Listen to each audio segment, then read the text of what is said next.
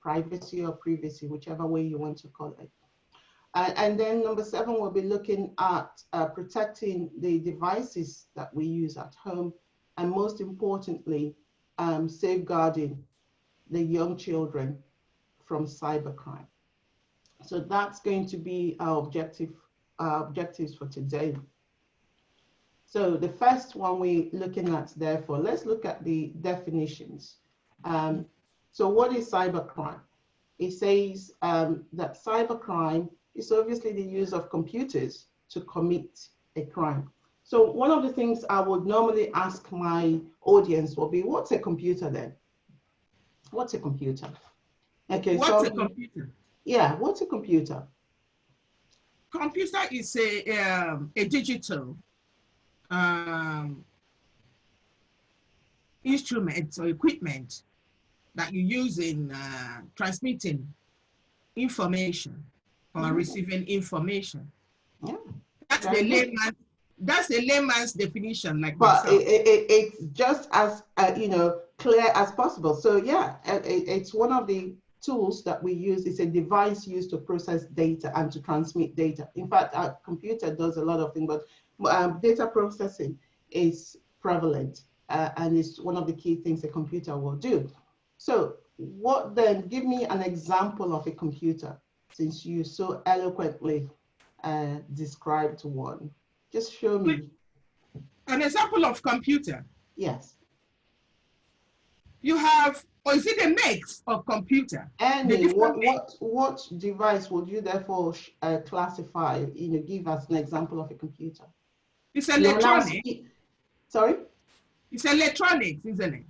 Yeah, any, show me. So is that something you can point to? Or? Yes, I can point to the one I'm using here, okay, which is a micro surface that I'm using. Okay. I'm also using a Dell, a desktop one. I'm using a laptop and I'm using a desktop one.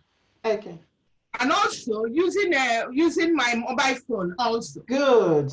Good. I'm glad you brought in the mobile phone, because that's one area, that's one device that people don't often think it's a computer.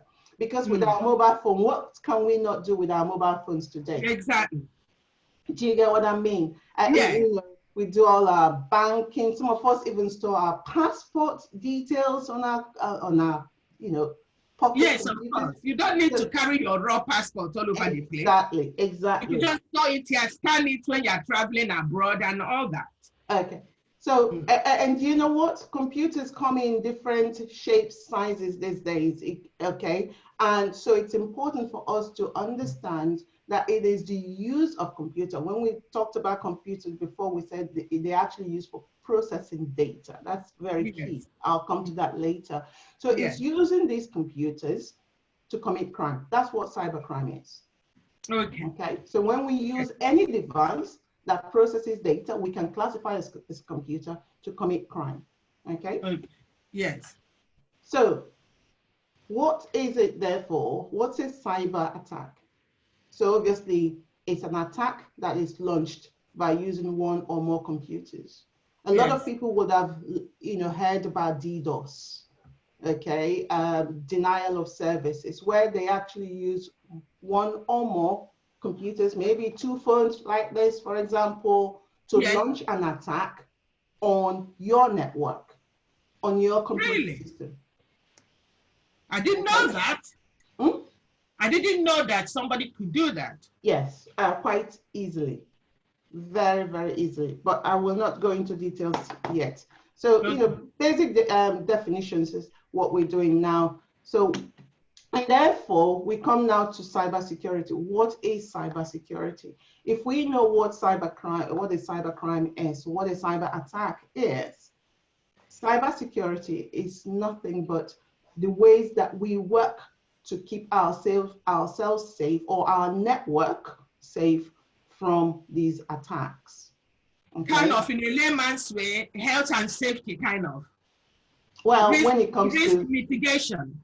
When it comes to online and using of computers, you may well say that. Okay, it's a way we protect ourselves from these unauthorized or harmful processes that are happening both online, or if they can get into our network, they can even be happening locally. Okay? Yeah. So that's what cybersecurity is. Okay. Wow. So yes. What is it that we apply cybersecurity to? Why do we actually need that? The first thing I want us to look at is to protect our personal data. Okay? Yes. So what is personal data? We all have identities. You have an identity. Your identity is very, very different from your family's identity, your husband's identity. Of course. So we need to, and this is the kind of things that all these online criminals are after. Why are they after that? Because if I can get your identity, for example, Christine, I can actually impersonate you. Okay, go to your bank as being you. And withdraw as much money from your bank account as I want. Okay, so personal data is so important for us to be able to safeguard that. And that's one of the reasons also attackers attack us, because they want to get our information. So what is a personal data? Okay, so so the system is slowing down. I need to go back a bit. So what personal is it? Data, Yeah, you said what is personal data? Introduction to personal data, is it? Yeah, I'm just waiting for the system to sort itself out. I think sometimes when there's so many activities on Zoom, it does lag. So please, viewers, just bear with us, okay? Okay. So, like now, it's actually lagging now. But I could see you are trying to show us the personal data, introduction to personal data. Yeah, but the screen is not coming up. So I'm just going to be talking whilst the system. Yeah, while it's coming up. Yeah. So personal data, we have actually two types that we need to focus on: our online identity and offline identity. Okay, online, I can be anybody. I can pretend to be anybody. I can use a different name, a different, date of birth. For example, normally social media, especially Facebook, will not allow anyone who is below the age of 13 to register. Yeah. Okay. So what will somebody who is 11 and desperately wanting to have a Facebook account do? They will pretend to be somebody else. So of course, that is their online identity. Okay. And then offline is the real person. Okay. Is the person that the mom knows their exact name, the date of birth, and what and so on and so forth. That is what the offline identity really represents, the real person. And this is why a lot of people get into trouble online, because you don't know who you're dealing with. This is why our children get into trouble when they are online, because they don't know the person behind the identity they're dealing with. So anyone can come online and pretend to be their friend from school. Okay. In fact, they can even use the photograph of somebody they know. But the real person behind that online identity could well be out of their knowledge completely. And so what it is they now get into relationships with that person. And okay, it's coming up now. Yes. So if we're looking at this, what can some of your data be that you need to protect?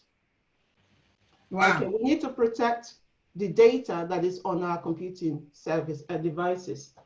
Like we said before, a mobile phone. Okay, unless I have my database of all my family members, all my friends, and that's a database I'm carrying here. Okay, I also have my own data on this little device. And therefore, it is important that the data on my computing devices are secure. So personal data. Let me bring something here. I wanted to bring this young lady later, but I'll introduce her now. So this young lady here is called, her name is my friend Kayla. So we are doing our cybersecurity, and that's Kayla. Is that Kayla? This is Kayla. Oh, that's Kayla. So we talked about a computer being any device that processes data. This particular device here has obviously microprocessing, and you can connect it to the internet. So obviously there's a computer working inside this thing. Okay, there is. Yes, I'll talk more about her later. So you say, for example, a mom has quite obviously lovingly gone out and bought this doll for their daughter, okay? Yeah. And no doubt, because it's connected to the internet, it will require you to process, to put in some, some names, some data, your personal data. So Kayla could say to you, my name is Kayla, what's yours? And you, or the child, will obviously respond, my name is Angela. Yeah. Oh, and then Kayla would ask, how old are you? I am 3. How old are you, Angela? A conversation happening. Yes. That data Why is that happening? Sorry? How is that able to go on? Because Kayla has a computer, a processor inside of her. Oh, wow. Okay. So this is a computerized device. That's why she is able to connect to the internet. Okay. So we are looking at your personal data. Okay. Where are they stored? So what types of data do we need to secure? The data that is on your computing devices, I've just shown you, apart from your phone, a device like Kayla, okay, will often contain your own data. So you will need to protect those data. You will need to protect your financial data, your bank account, your sort code and things like that. And especially now that our children are all studying from home, we will need to protect their education data, okay? And your information online, you need to protect it, your employment data, national insurance number, and what have you. Your medical data, who is your doctor, your medical history. These are all your personal data. It's important for us to know what personal data is. Now, there's something that they have not touched on, again, because of my audience, but I will mention it here. Data on your computing device could well be things like your IP address. I'm not going to discuss what IP address, but every device has an IP address. It's almost like every house having a house number. Any device that is connecting to the internet will have that address. So that's also, it's become your personal data that you need to protect. Just like your house address, you need to protect. You don't go telling everyone about where you live. Okay? No, definitely not. So, like I said, your medical records, you need to protect them. Those are your personal data. Education, both for yourself and for your children, because the worst thing you want to do is for an online predator to find out which school your children go to. Yes. Okay. Your employment and financial data is also something that you need to protect. And so another question, once we know the kind of data we need to protect, the next thing is, where do we actually store our data? Okay, where do we store our data? So do you know where your data is stored? Okay, all the things that you're putting in online, every time you log on, every time you use your phone do you know where your data is? Your personal records, your medical records, your financial records, do you know where they are stored? Even the records that you give through your smart devices at home, your smart meter, how are they stored? Where do you think your personal data is stored? Where is your data right now? Okay, we've looked at what is personal and what personal data is. Where do you think they're stored? Where my data is stored? There are ways that I actually store my own data in the cloud. Okay. So where is the cloud? Aha. Yeah, as a layman, one would think that the cloud is, and don't laugh at me, because everything that is my data is just busy flying all over the cloud there. So yeah, I know you're going to laugh, but that's exactly what I think. Yeah. I don't know. I'm not a cyber engineer. No. Do you know what? The cloud for so many people, okay, is somewhere up there. Okay, that's exactly. But then why do I bring this here? Because it's important for us to begin to think when we give out our data to people online. It's important for us to begin to consider what they're doing with it and where they store it. Because if they are storing them, okay, somewhere that is not safe, we're talking about hackers. Once they can quite, easily get their hands on your data, that's it. Do you know what it will feel like for somebody to know your home address and you don't know who they are?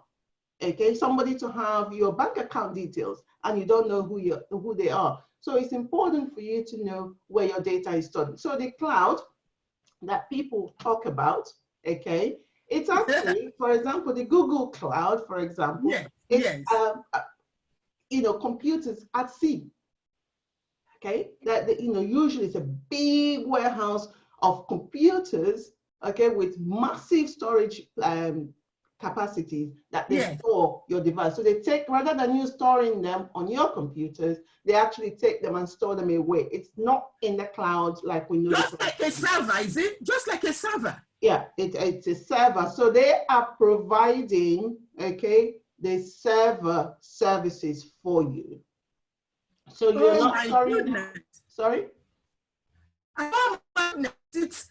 It begins to make sense now that you say it, that it's not on the cloud, roaming around, little words roaming around in the cloud. That is actually a server somewhere, massive server somewhere stored away. Yes. Yeah. So why is that important for us to know? Because if it is sitting in somebody's server somewhere, we need to know how diligent that organization is in protecting our data. We can't just possibly give out those data to anyone on the internet because they claim to be an IT company, or they claim to be a warehouse that will sell you things for little or nothing. You have to really begin to consider who you give your data to, because now you have an understanding of where your data is stored. Good morning, Claire. Okay, so we've obviously talked about examples of computer devices that we can store our data on. Good morning, Claire. I want to unmute Claire so that she could talk. She's not unmuted. How do I unmute her? So if you click on her. Yeah, I'm clicking on her and unmute. Good morning. I've unmuted myself now. Hi, Christine. Hi, Gloria. Sorry, I think I've unmuted myself now. Yes, that's great. How are you? I'm fine, thank you. How are you too? Sorry. So yeah, very good. Sorry to be late. I had another meeting which coincided with this, and I'm really sorry. I missed the start. Yeah, it's really nice to meet you both. Have we got anybody else on the call? We have other people viewing through another software again. They're viewing through the Instagram. So I'm holding up my other computer stuff, which is my mobile phone, because I have some other people that are joining and watching through the Instagram. Does that make sense? So yeah, it's complicated, isn't it? Everybody doing different things.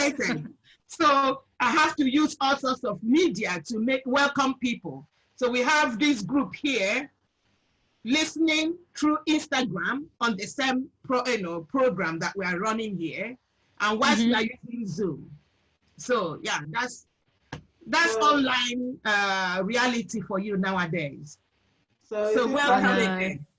It's interesting that Christine referred to her mobile phone as a computer, because we've talked about what a computer is at the beginning. So a lot of people fail to include their mobile phone as their computer when we talk about what computers do you have at home, forgetting that this little device here is actually in many ways more powerful than the desktop, some desktops that are sitting on our tables, because with this thing, we process so many data, different data. We process our passport details. We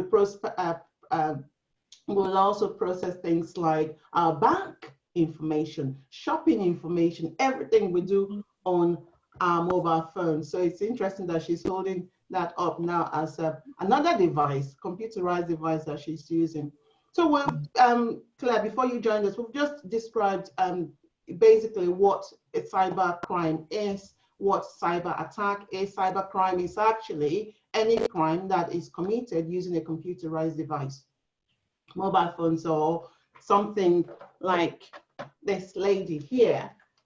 She's a computerized device because she's got something that would enable her to join the internet, connect to the internet. She's a smart doll. Okay, and will enable her to communicate with a child. Okay, so we've talked about our different computers. So cybercrime is obviously when an attacker can use her to commit a crime, which they have done in the past. That's why she follows me everywhere. And then an attack is obviously when that crime is launched using more than one computers. Another thing we looked at, therefore, since we know what a cybercrime is, what an attack looks like, when they launch an attack onto your system using different computers, what is there for cybersecurity? How do we protect ourselves? So cybersecurity is one way, is the way that we actually safeguard ourselves from online predators. And then we've gone ahead, now we're looking at the different types of personal data, you know, our educational data, our children's data, now that they're at home doing work and doing school work, what our employment data is. We've looked at all that. And then now we're going to consider what the impact of a security breach will be on our data. You know, what will it be? How would we feel if, for example, we realize that we have put our data out there? We call it the cloud, okay? And that cloud becomes, you know, accessible to unauthorized users. You know, what will that impact? Can you imagine somebody somewhere realizing that getting access of your bank details? How would you feel? How would you feel when you find out that somebody stole or broke into your cloud data, okay, cloud storage somewhere, Microsoft, Google, they've all been hacked into? How would you feel that now somebody knows where you live, somebody that you would never have shared that data with? So the impact of security breach, okay? So VTech is a company, they actually manufacture a lot of young people's devices, you know, little computers that they use, very, very, very varied. So like we're talking about, you store your data in these devices, and then an attacker gets into where you have stored them in the cloud. How will they deal with your children's data that have been stored there? So VTech was hacked into. So let's look at the data. This was as from 2019. We don't have the record yet for 2020. So look at the statistics, the half part of last year. 3,800 publicly disclosed breaches. When I talk about breaches, I mean, you know, hacks, people, unauthorized access to our data that we store or that we leave in the hands of companies. We live in the hands of our banks, Amazon, eBay, all of them, okay? So publicly disclosed breaches. So what about the ones that were not disclosed? Makes you wonder. Look at this, 4.1. This is only the first 6 months of 2019. 4.1 billion records were exposed. Your Facebook account, your, even travel, I know BA systems and things like that, BA, what is it called? Yeah, BA, they've all been hacked into, okay? 4.1 billion, 6 months only last year. So this has gone up by 54% from 2018. The scale of attacks is actually on the increase. People, your records, my records, that we store, that we give away quite willingly to companies, okay, are constantly being targeted by predators to get into. That is why we need to be very, very cautious what we do when we hand over our personal belongings to someone else, okay, no matter who they claim to be. So an attacker, the profile of an attacker, what do they look like? If I may ask you, what do you think an attacker looks like?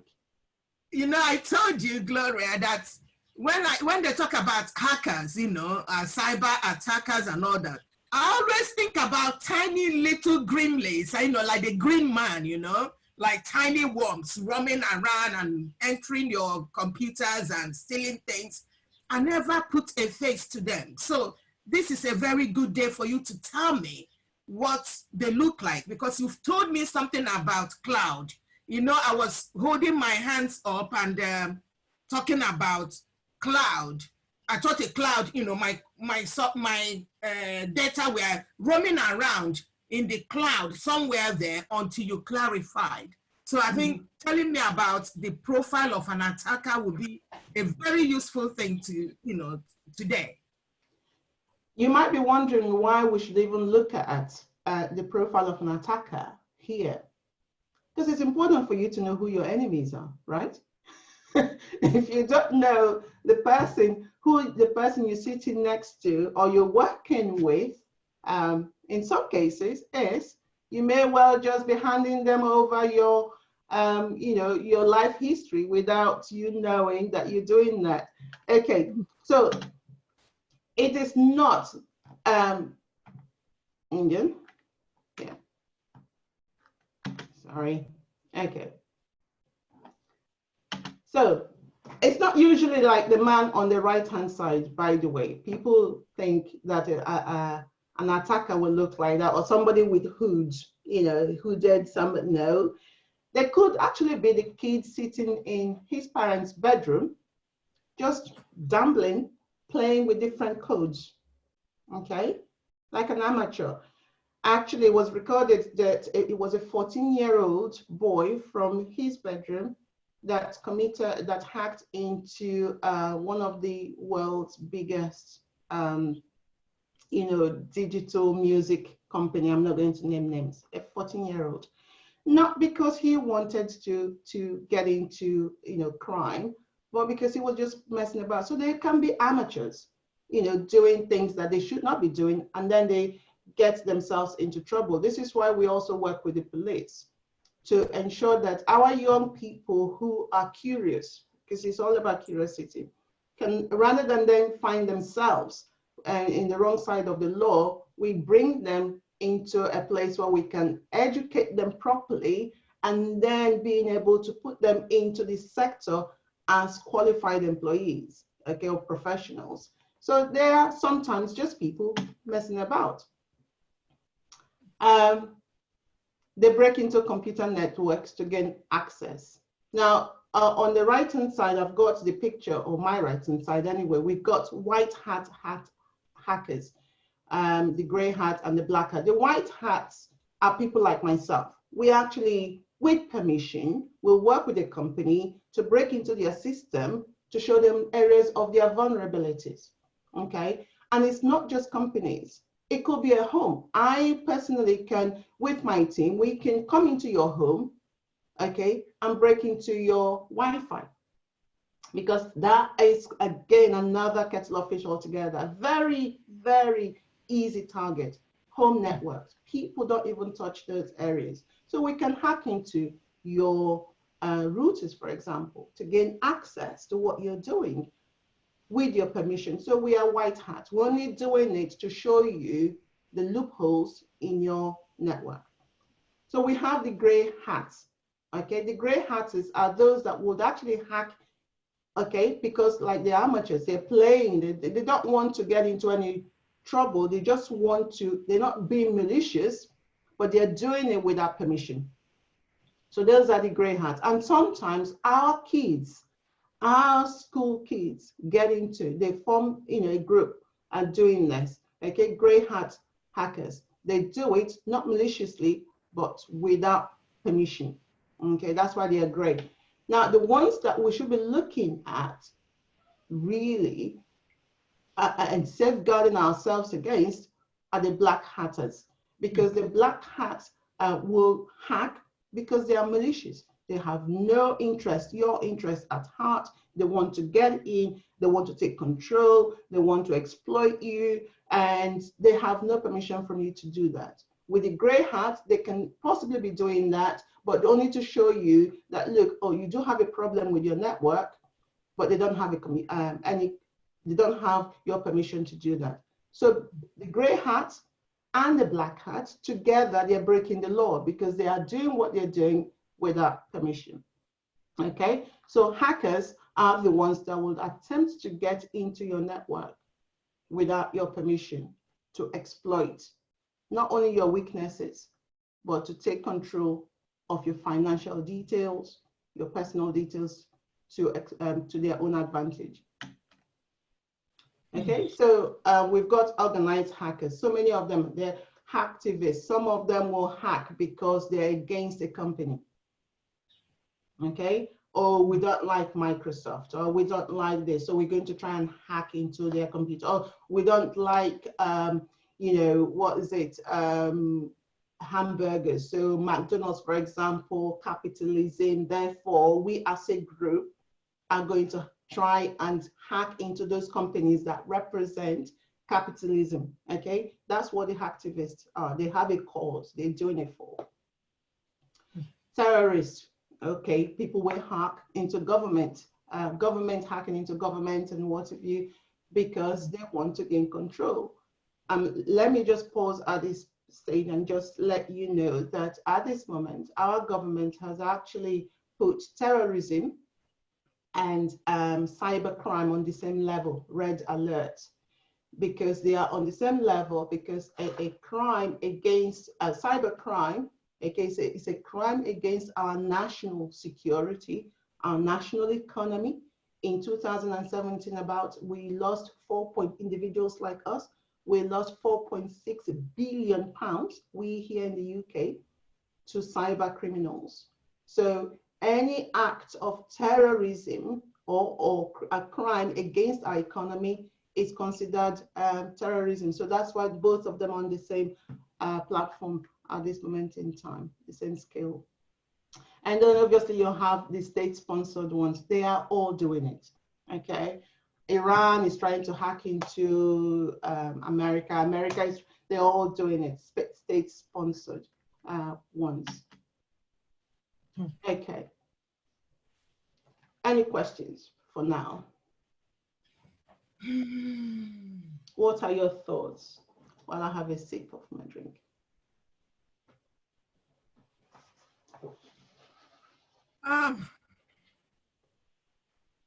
So it's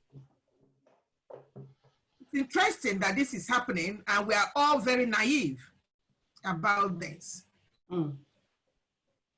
I think it's important that every one of us should try to, have basic awareness of cyber and cybersecurity. And how we are, we expose ourselves. Like you talked about the home. This is something I never thought about. I've never thought about that somebody could breach the security of my home through my through the Wi-Fi system that we use. And so maybe at the end, when we are networking, you could tell us what we could do to, you know, to block that leeway that people could use through our router to you know, get to us. Maybe that's one of the things, you know, when we are networking or so, you could tell us what we could do. Yeah, I agree.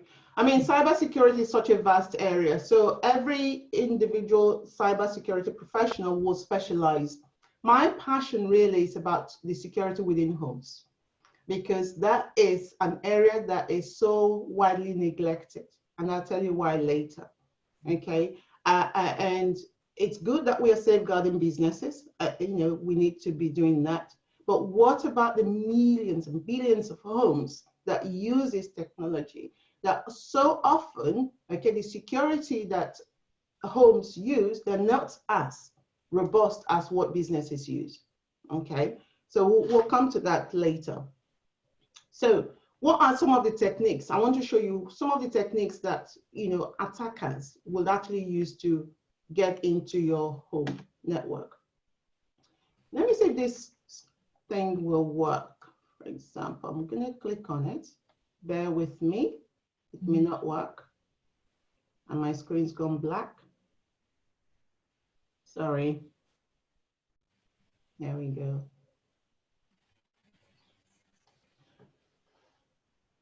So if it doesn't, then we can go back. Come in. It's coming, yeah. Mm-hmm. So threat maps. Wow. Live cyber threat maps. And this is one of them. I'll just move this out of this way. And you see what is happening. So live, okay. 5 million, over 5 million attacks on today.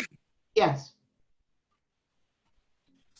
And you can see, normally if I were to ask you, where do you think hackers are coming from? You may be naming places like Ukraine, Russia, China, but can you see? So the red one is your malware attack, purple is phishing, and then the other one is actual exploit. Look at it. So United States is attacking Germany on that side. I'll just let you, because I'm not sure whether you've seen my mouse, but you can see a lot of where it's coming from, where it's going to. It's all across the board. Hackers live in every country. So this is going on. If you look at the number on the top, you will see that that number is increasing. This is going on as we speak. So if we have this level of crime going on, what should be our response? So the whole idea of cybersecurity in the home is so necessary, because things like this are happening without our knowledge. And some of them are targeting our homes. Okay, so I'm going to leave that, and let me see if I can go back to, right. Wow. So we're still looking at some of the ways that they attack us, okay? Some of the methods of exploit. Again, because of my target audience, I'm not going into details with any of these things. So please, if you're looking at it and thinking, oh, well, she didn't talk about it, it's because I want to engage as many people as possible. And then from this level, we can move on to the next one whenever we have the opportunity to do that again. But like I said from the beginning, I'm introducing myself. I pride myself, the company that I work for, we pride ourselves in actually going right down. We demystify cybersecurity. So we'll bring it to the level that everybody can engage with it. So some of the things that they will do is they will use malware to steal your data. Okay. And some of the malware they will use is your spyware. Let me say this, you'll hear about virus and antivirus and anti-malware, okay? When you are going out to buy a software, a program that will safeguard your computer, look for one that is selling or that has an anti-malware, because malware is a whole thing. So within your malware, you have your spyware, you will have your bots, again, you will have ransomware. Ransomware, for example, is when they take hold of your computer system, or your network, okay? And they demand a ransom, some form of payment for them to release access to your computer, okay? That's what ransomware is all about. Okay, so again, they have worms. What is the difference between a worm and a virus? A worm is something that will replicate. Sometimes they use it through emails. They send it to you, and no one needs to click on them to begin to activate. So they replicate themselves. They move around in your computer system and infecting other people, infecting other devices as well. The one at the bottom is the one I want us to pay particular attention to, because this one is one that they actually send, especially to homes without us knowing about. The man in the middle attack. So for example, if I bring this, can you see, do you know what this is? What's that?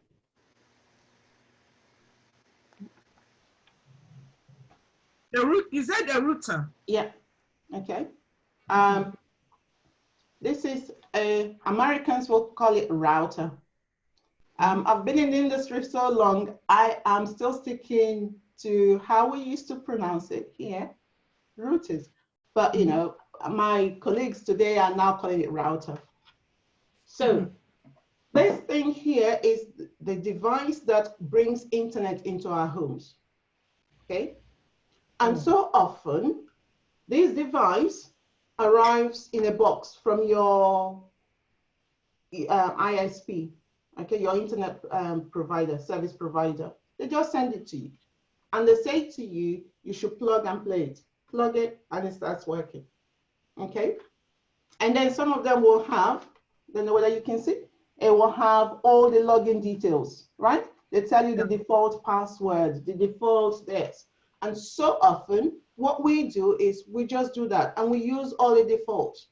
So where do you think they could have manufactured something like this? China. China? Yeah. Okay, Vietnam? Okay, one of those places. So all these, the login details or the default login details would have come from the factories. Yeah. What happens if we start using them and somebody who in the factory becomes disgruntled with the employers? They already know all these details, don't they? This is default. Yeah. What do you think they could start doing? They could use the information from the, from the different default system, which is in the different homes, to, they could sell them.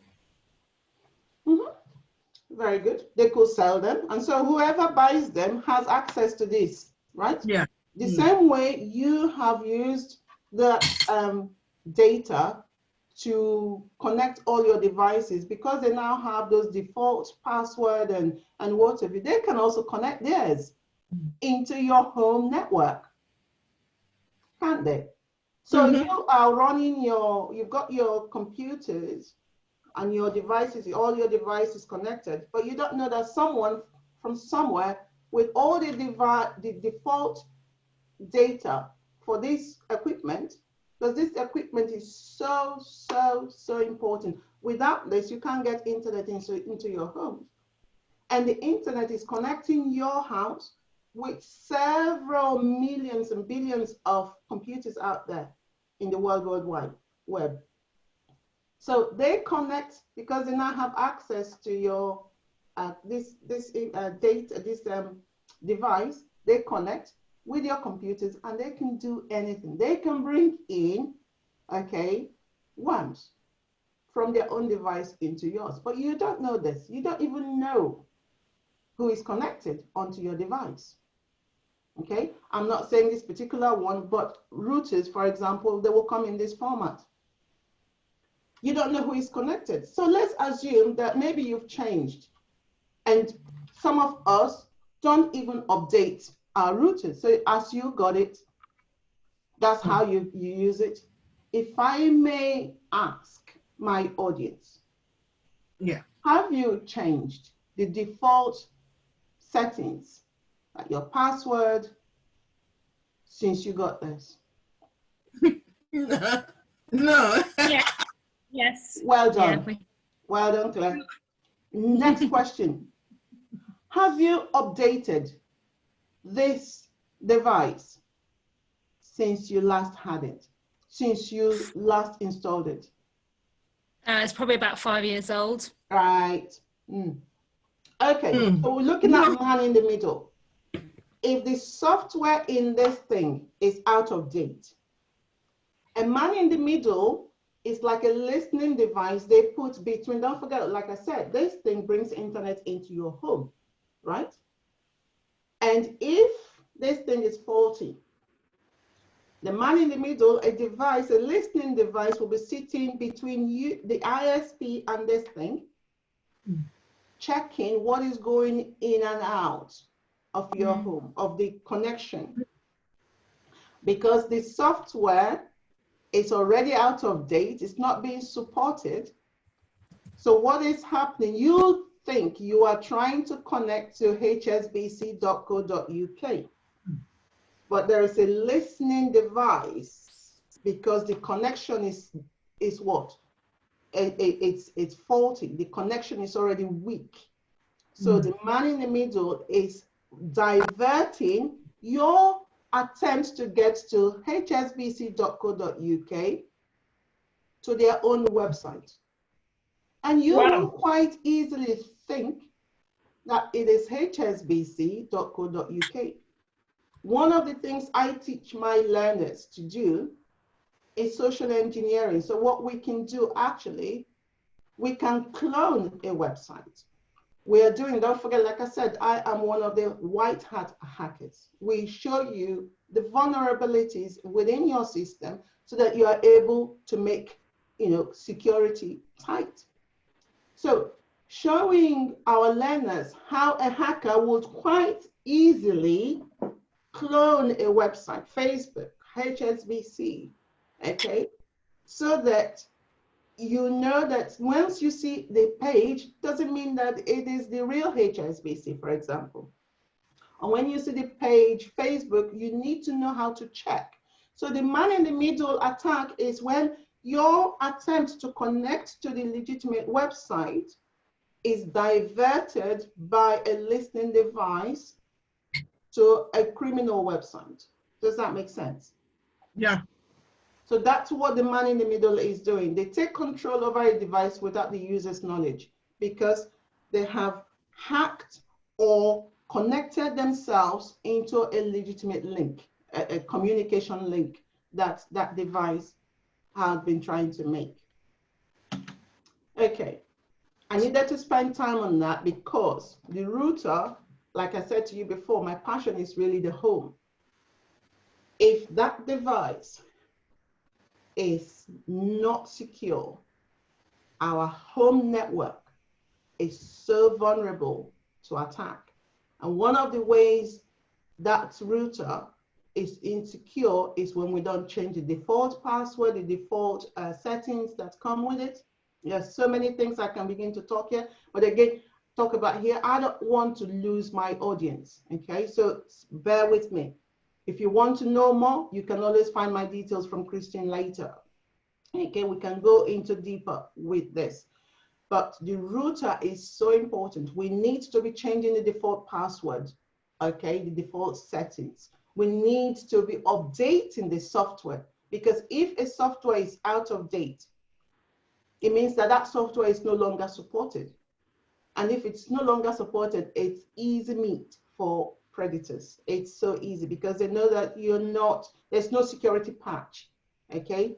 So that device is just as good as you leaving all your doors, all your windows open for anyone to walk in. That's what it is. So how do we know that we have, malware in our computers? Actually, can you see the image? Yeah, it's ugly, isn't it? Yeah. Okay. It's like COVID. It's like COVID, but this is what it is. It's virus. Yeah. We're talking about viruses. Yeah, it's COVID. So when we look at this, and then what is it? Is that the processing? We lost a Claire. Yeah. Okay, go on. Okay. So processing time takes longer. It's heavy and what have you.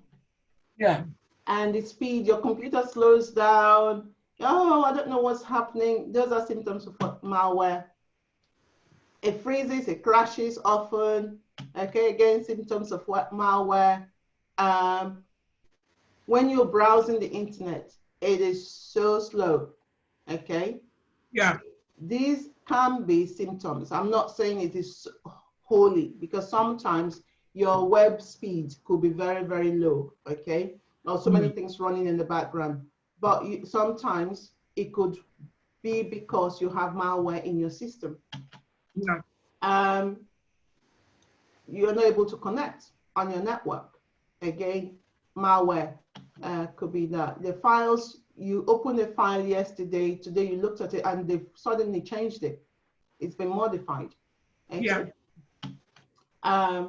Or suddenly files are being deleted from your system. And some programs that you don't even know, some icons, that desktop icons, again, it is so that we can be paying attention to what we're doing, what we see, be vigilant, because so often we don't know, especially with our young people now using the same network, home network as we do. You don't know what they're downloading.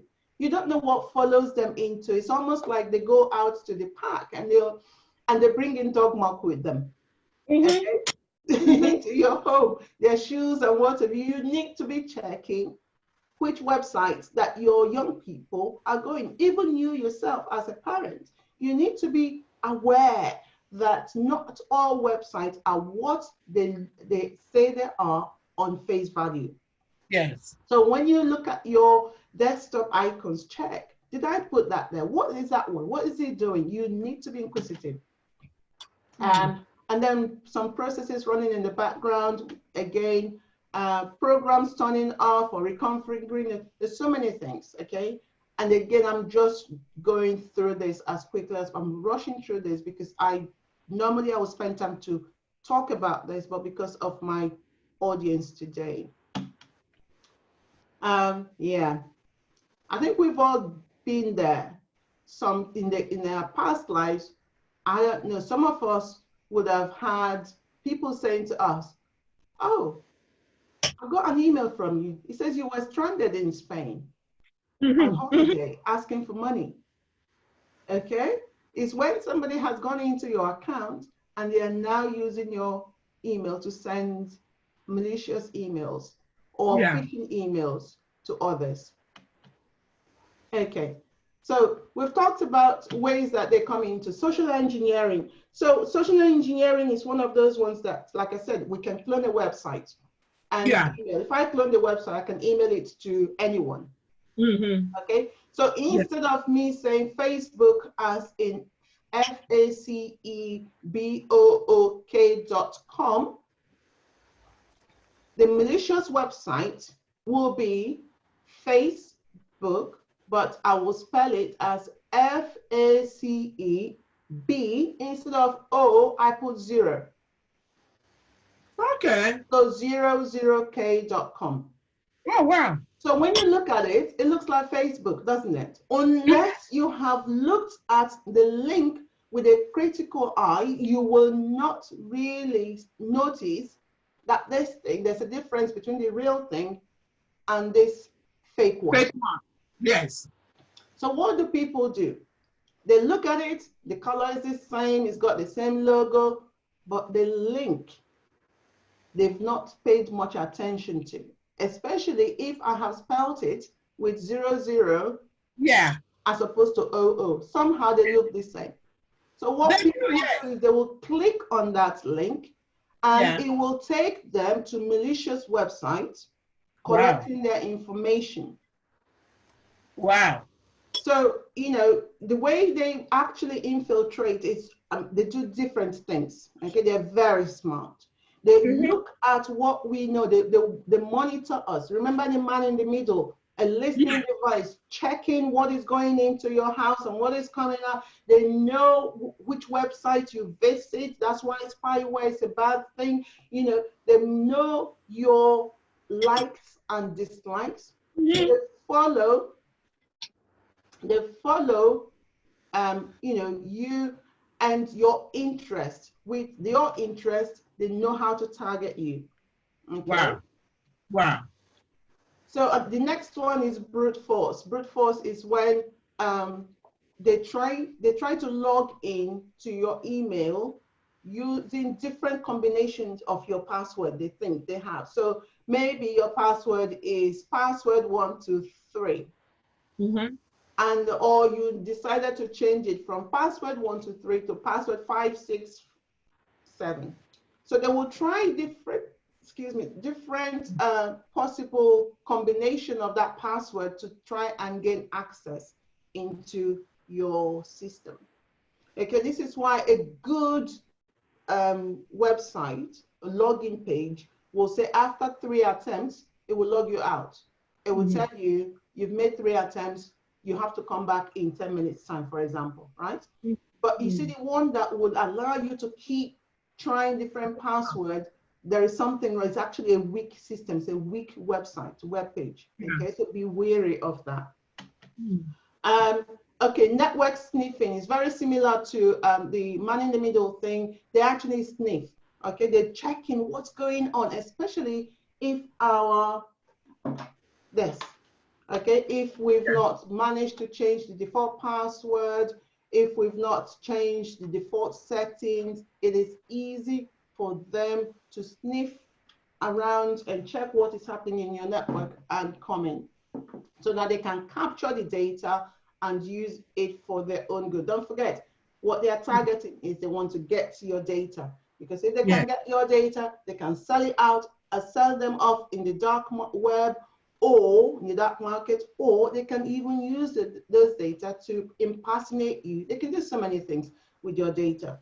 Okay. So we're coming there. So phishing is another one. So if through social engineering, I clone your website, I can begin to send you emails to gather information from you. Unfortunately, a lot of people click on the phishing emails. They click on links, and it takes them to so many other different malicious websites. We should, okay? Spear phishing actually is, again, highly targeted. They know the person they're going for. Phishing is like random. They send it to random people. If they get 2% of the targets, they've succeeded. But spear phishing is targeted. Maybe they go for the CEO. You and I mean, the last training I did for a voluntary group, it was actually through spear phishing. What has happened is the email has come. Really? Yeah, pretending that it has come from the CEO for them to release payment to a partner.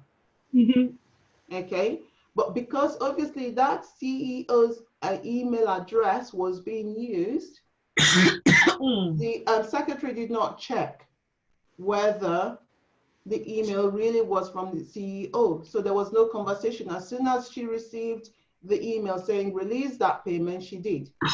Only to find out that it was not from the CEO, and it was actually to the wrong account. So yeah, I think at that time the case was still going. Wow. Okay, Christine and my listeners, I want you to have a break, but during your break, I want you to visit that website. It is this website will actually tell you whether your email address has been compromised or has been involved in a website that has been compromised previously. So often we put our email addresses on different websites. So Have I Been Pwned will show you whether your email address has been compromised. And what would happen is, if it has been compromised or it's been in a breach, you should actually go immediately and change your password. Wow.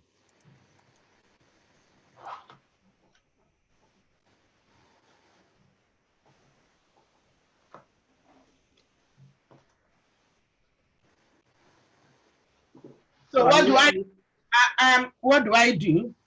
So if you type that website and then and then give it any email address that you use. Okay. Password. You say password? It shouldn't. It should just say email address. So which one did I? I'm gonna do it on my system here whilst you're doing. You just want the email. Okay, yes, I've seen that one, yeah. Okay. So just put your email address, any email address that you use. It will tell you whether it's been compromised in the past.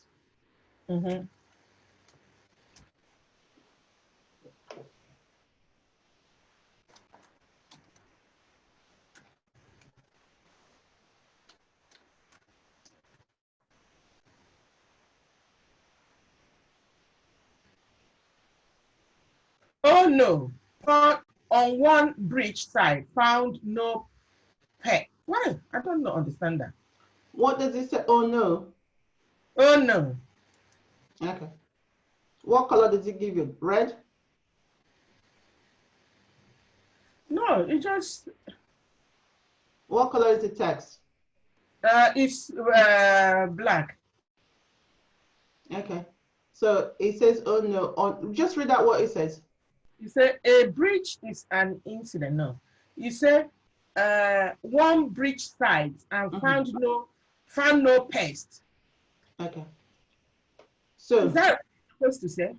What he's saying is, you don't need to tell me which email address it is, because obviously we are live here. So what I need you to do is, please, that email address, go and change the password. I don't even use that email at all. Oh, okay. I've not used it for years and years. But okay, let me use another one.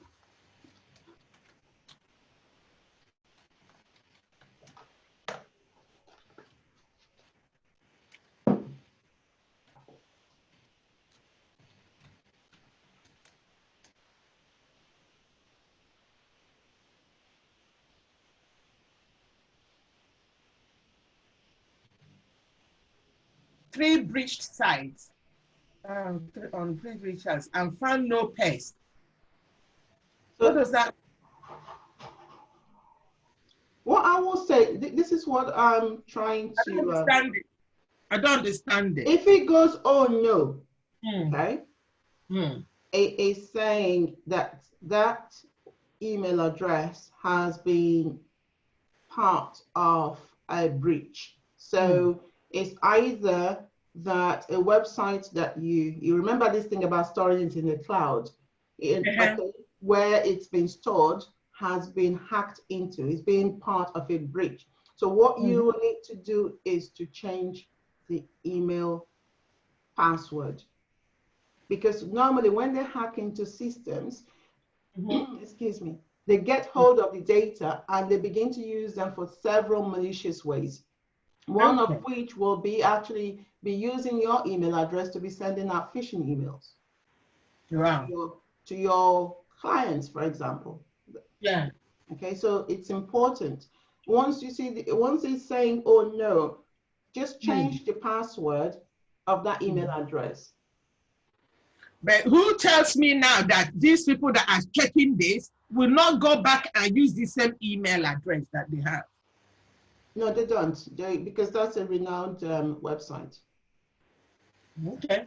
So all you need to do is go to that email address, whether it's Gmail or whatever, the Hotmail, change the password. Mm-hmm. Wow. Okay. Yeah.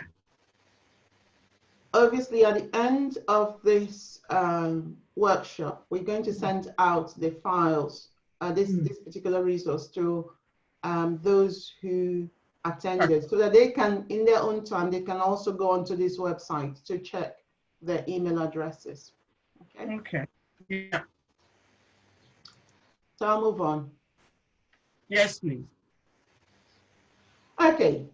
Now we've come to where we have to start talking about our children, or the young children, from cyber criminals. Before I go into this, are there any questions from your audience? No, I myself don't have questions. It's so clear, so interesting. Good. I wish many people are listening to this. I saw people joining. So you did? Yeah, there was a time there were 7. 7? I didn't see them. Yeah, they were joining. So maybe okay. Yeah, 7 joined before, but that's okay. We didn't admit them. Okay, maybe that's what it was. Okay. Oh, I didn't. Okay. Yeah. Not to worry. So let's look at safeguarding children. The reason I've had to use the images on the screen right now is because our young people have become prone to cyber attacks, including babies. Wow. Yes. So not necessarily. I'll tell you how. So the image you see on the screen, okay, is similar to one that was hacked into. So don't forget, we said a computer is anything that processes data, more or less, okay? So what one of these will do is they would obviously connect to the parents. The parents can watch the child, the parents can hear the child when they are coughing or things like that. So it's a monitoring device. Yeah. And not just a monitoring device for the home, it's also one that is connected over the internet, so that when parents are at work, they can connect using internet connections to monitor the child, either at home with a babysitter or something like that. Yeah. So a lot of these, they call them smart devices. So a lot of these smart devices, again, are vulnerable to attacks. So what happens is hackers can come into the home through these devices. So one of those that will attack is, you can actually Google this, it was on CNN, and it's where parents were asleep and they could hear a man's voice speaking through the baby monitor. Wow. And saying, things like, I'm going to come and harm your child, this, I can see you, and what have you. So I am passionate as a cybersecurity professional. My passion really is for the home, because we have all these gadgets in the home, smart gadgets, that we don't know how to secure ourselves. So, securing our children, safeguarding children from cyber criminals. Therefore, I want to first of all now start by asking a question, well, some questions. True or false? Cybersecurity software can help protect against all threats. So your antivirus? No. No. Why do you say no?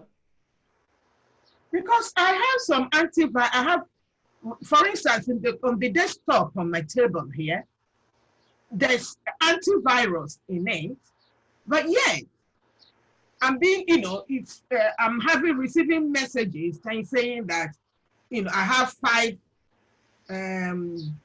critical virus, and if I don't do something, everything is going to be destroyed or something. I don't know. So in my mind, why is it then that I have this antivirus being, installed, paid, and still I'm receiving such information? Yeah. It's flagging up all the time. Yeah, very true. It shows that you can have the latest antivirus, but if your operating system like Windows 10 has never been updated, or if some people are still using XP, for example, it doesn't mean anything.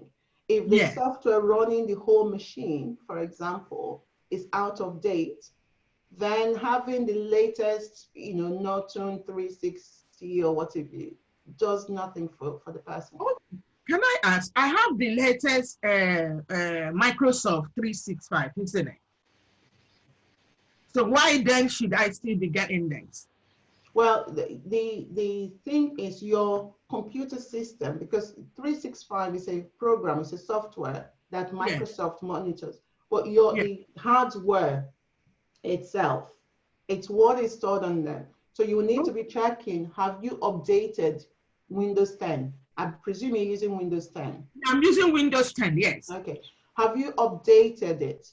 Okay, since the last time, when was the last time it was updated? I have this IT man that, comes in every month to do things. So he would have been here, but with this lockdown, that's why he's not around. So he's kept away since end of February. Okay. So again, new ways of working. Do we need an IT person to come physically? Is it something that they could be doing remotely? Because your system needs to be up to date, running critical services, not just for yourself or your home, but for your service users as well. So it's important to review that. But we'll talk about all those later after, okay? So you're right. Just because you have the latest antivirus doesn't mean that you are now protected, because what about the man in the middle attack? What about, the phishing attacks that you yourself will click on to go onto malicious websites? So those kind of things, just because you have the security software doesn't mean that you are fully protected. There is no such things. The internet can be a dangerous place for everyone, especially young children and teenagers. True or false? It's true. He said because, some, like you talked about those hackers, the hackers could be bad, the man in the black hat, wicked one, who is trying to, maybe it's a pervert, and can pass as a young child, a young girl. If he's targeting a girl, it can turn to become a young girl, trying to be friendly with that young girl, and just to harm the young girl. I've had instances whereby they're teaching young people, encouraging young people to harm themselves. There's this suicide kind of group that pressuring young people to commit suicide online. You're very right. So the internet can be a very dangerous place for everyone, especially young children. The reason why, especially, you need to admit, Claire. Claire, I've admitted her. Okay.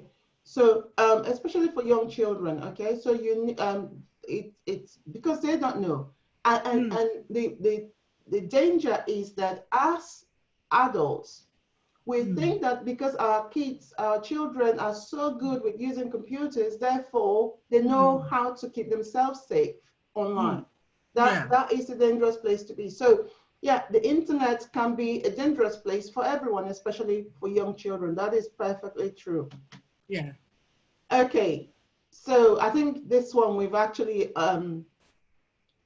already answered the question. Children and young people know how to keep themselves safe online because they are very good with computers.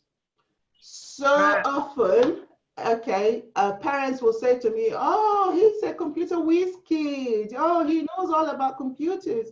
Just because they use the tool doesn't mean they understand what they're doing. You know, our children are very vulnerable, and don't forget, a hacker could actually really just disguise their identity. They could take on, remember we talked about your online identity and your offline identity. They could take on an online identity that resembles somebody that the young person knows in real life. Yes. And therefore, they could begin to open up to them. And like you said, Christine, you know, there's been cases where these young people have been, you know, talked into committing suicides and things like that, which is quite sad. So it is important. We're looking at cybersecurity in the home. It is important for parents to really become more aware with their children's activities online. Who are they talking to, you know, and things like that. So I'll move in. So the last one, England's schools worse for cyberbullying, true or false? I don't think it's true. I think it's false. Okay, it's actually true. Really? Yes, a research actually was done only last year. Sean Coglan, BBC News, Family and Education. They did a survey of so many countries, and we came up top as being a place where young people, our schools, where our young people are actually bullied more. So it is so important. Again, parents, please, especially now that everything seems to be happening when it comes to school, it's all online. We need to pay attention. Who are they talking to? Who is the teacher? Do we know the teacher's identity? And do we know, you know, the friends they are hanging with? We need to start having that conversation, because so often our young people will not discuss cyberbullying with people, especially us, until it gets too late. Yeah. Okay. So some of the threats that our young people therefore face, like, you know, we said before, cyberbullying is so prevalent. You know, it could be them competing on who looks better than the other or anything. It could take the form of, okay, friends even becoming competitive, okay, to an adult who has disguised themselves as a young person, befriending this young person to, you know, oh, I need you to come over. If you don't tell anybody. If you tell somebody, I'm going to, you know, I can hurt you, I can hurt your parents. Because those are some of the ways that they actually cyberbullying perpetrates online. So cyberbullying is one thing. Online predators.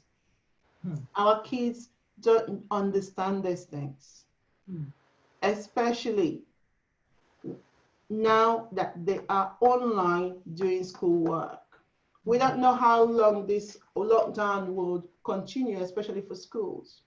Usually in schools, at least there is, you know, the system is set up to monitor which website they go to. At home, we don't have that. Not many parents even know how to activate parental control on their routers. Yeah. Okay.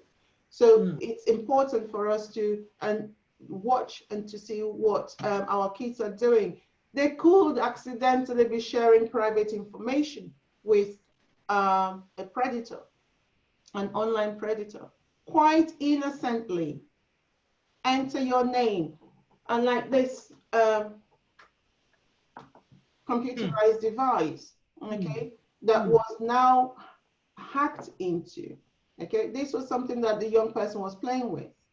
But give me your name, they'll tell your name. Give me your, how old are you? And all those things going into this device. And then this device, a smart device, is called a smart door, being connected to the internet, okay, could quite easily allow the young person to be sharing private information to somebody in the cloud, right?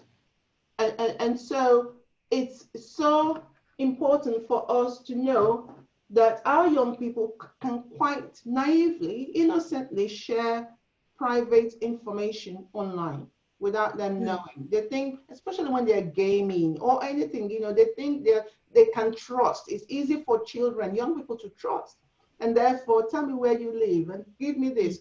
For you, I mean, there's something I could do to both, to my listeners now that would, again, using social engineering. Before I finish, you could actually let me have your, not just your password, but you know, your secret questions. Okay, so when your two-factor authentication, or when you lose your password, they'll ask you what's your mother's maiden name and which school did you go to, and those kind of things. There are ways that these predators can act. They can exploit people's innocence and trust to gain, you know, private information. And our young people go through all this as well. Yeah. Okay. They can accidentally be downloading malicious programs. This is why I will say to any parent, if your child is working with the same computer that you use for your business, for your employment, make sure that you know what they are downloading. And if possible, create a separate account for them so that they do not download. And the separate account that you're creating for them, don't give them the permission to be able to download stuff. Okay, because they could quite naively download. They like to, obviously, if it's free, they want to have it, right? Oh, it's free, this free software, free this and free that. We all do it, free antivirus software. We don't even know where we're connecting to.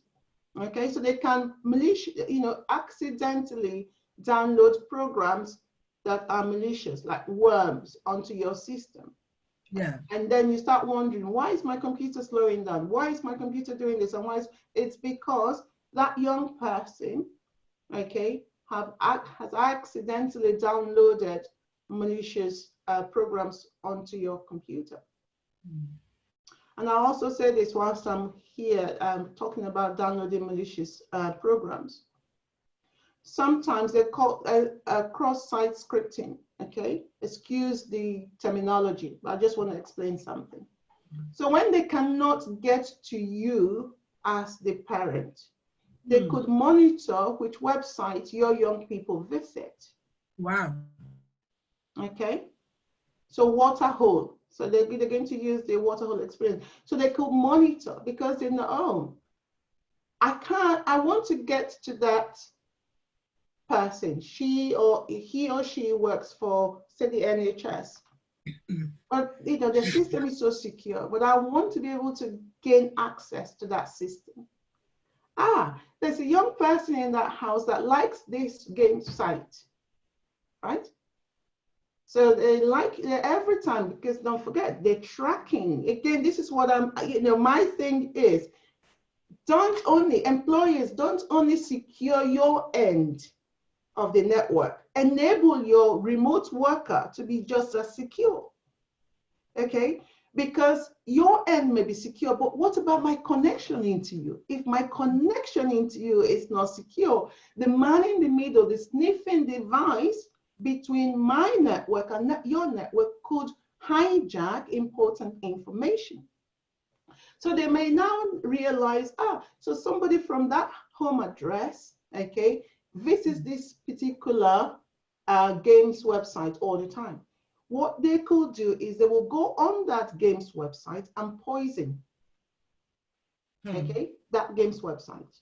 They could affect that games website, maybe with malware and with what have you. And your young people innocently goes back to that games website and brings with them the malicious code to the computer that you are using to connect to your employer's network. Can you see? So they've not come through you, they've come through your child, through your young person who innocently goes to a games website. So they have affected that games website, and through your young person visiting that website, they've brought home to your computer the malicious code. So we're talking about downloading malicious programs by accident. There are so many ways that these predators really are gaining access into our home network without us knowing. Obviously, phishing. How does your child know when their friend sends them that email, like I said, cloning the website? How do they know when this email comes from their friend to say, oh, your friend has sent you, or so-and-so has sent you a friend request. Click here to connect. So what will they do? Phishing. They accidentally click on links that they should not be clicking on.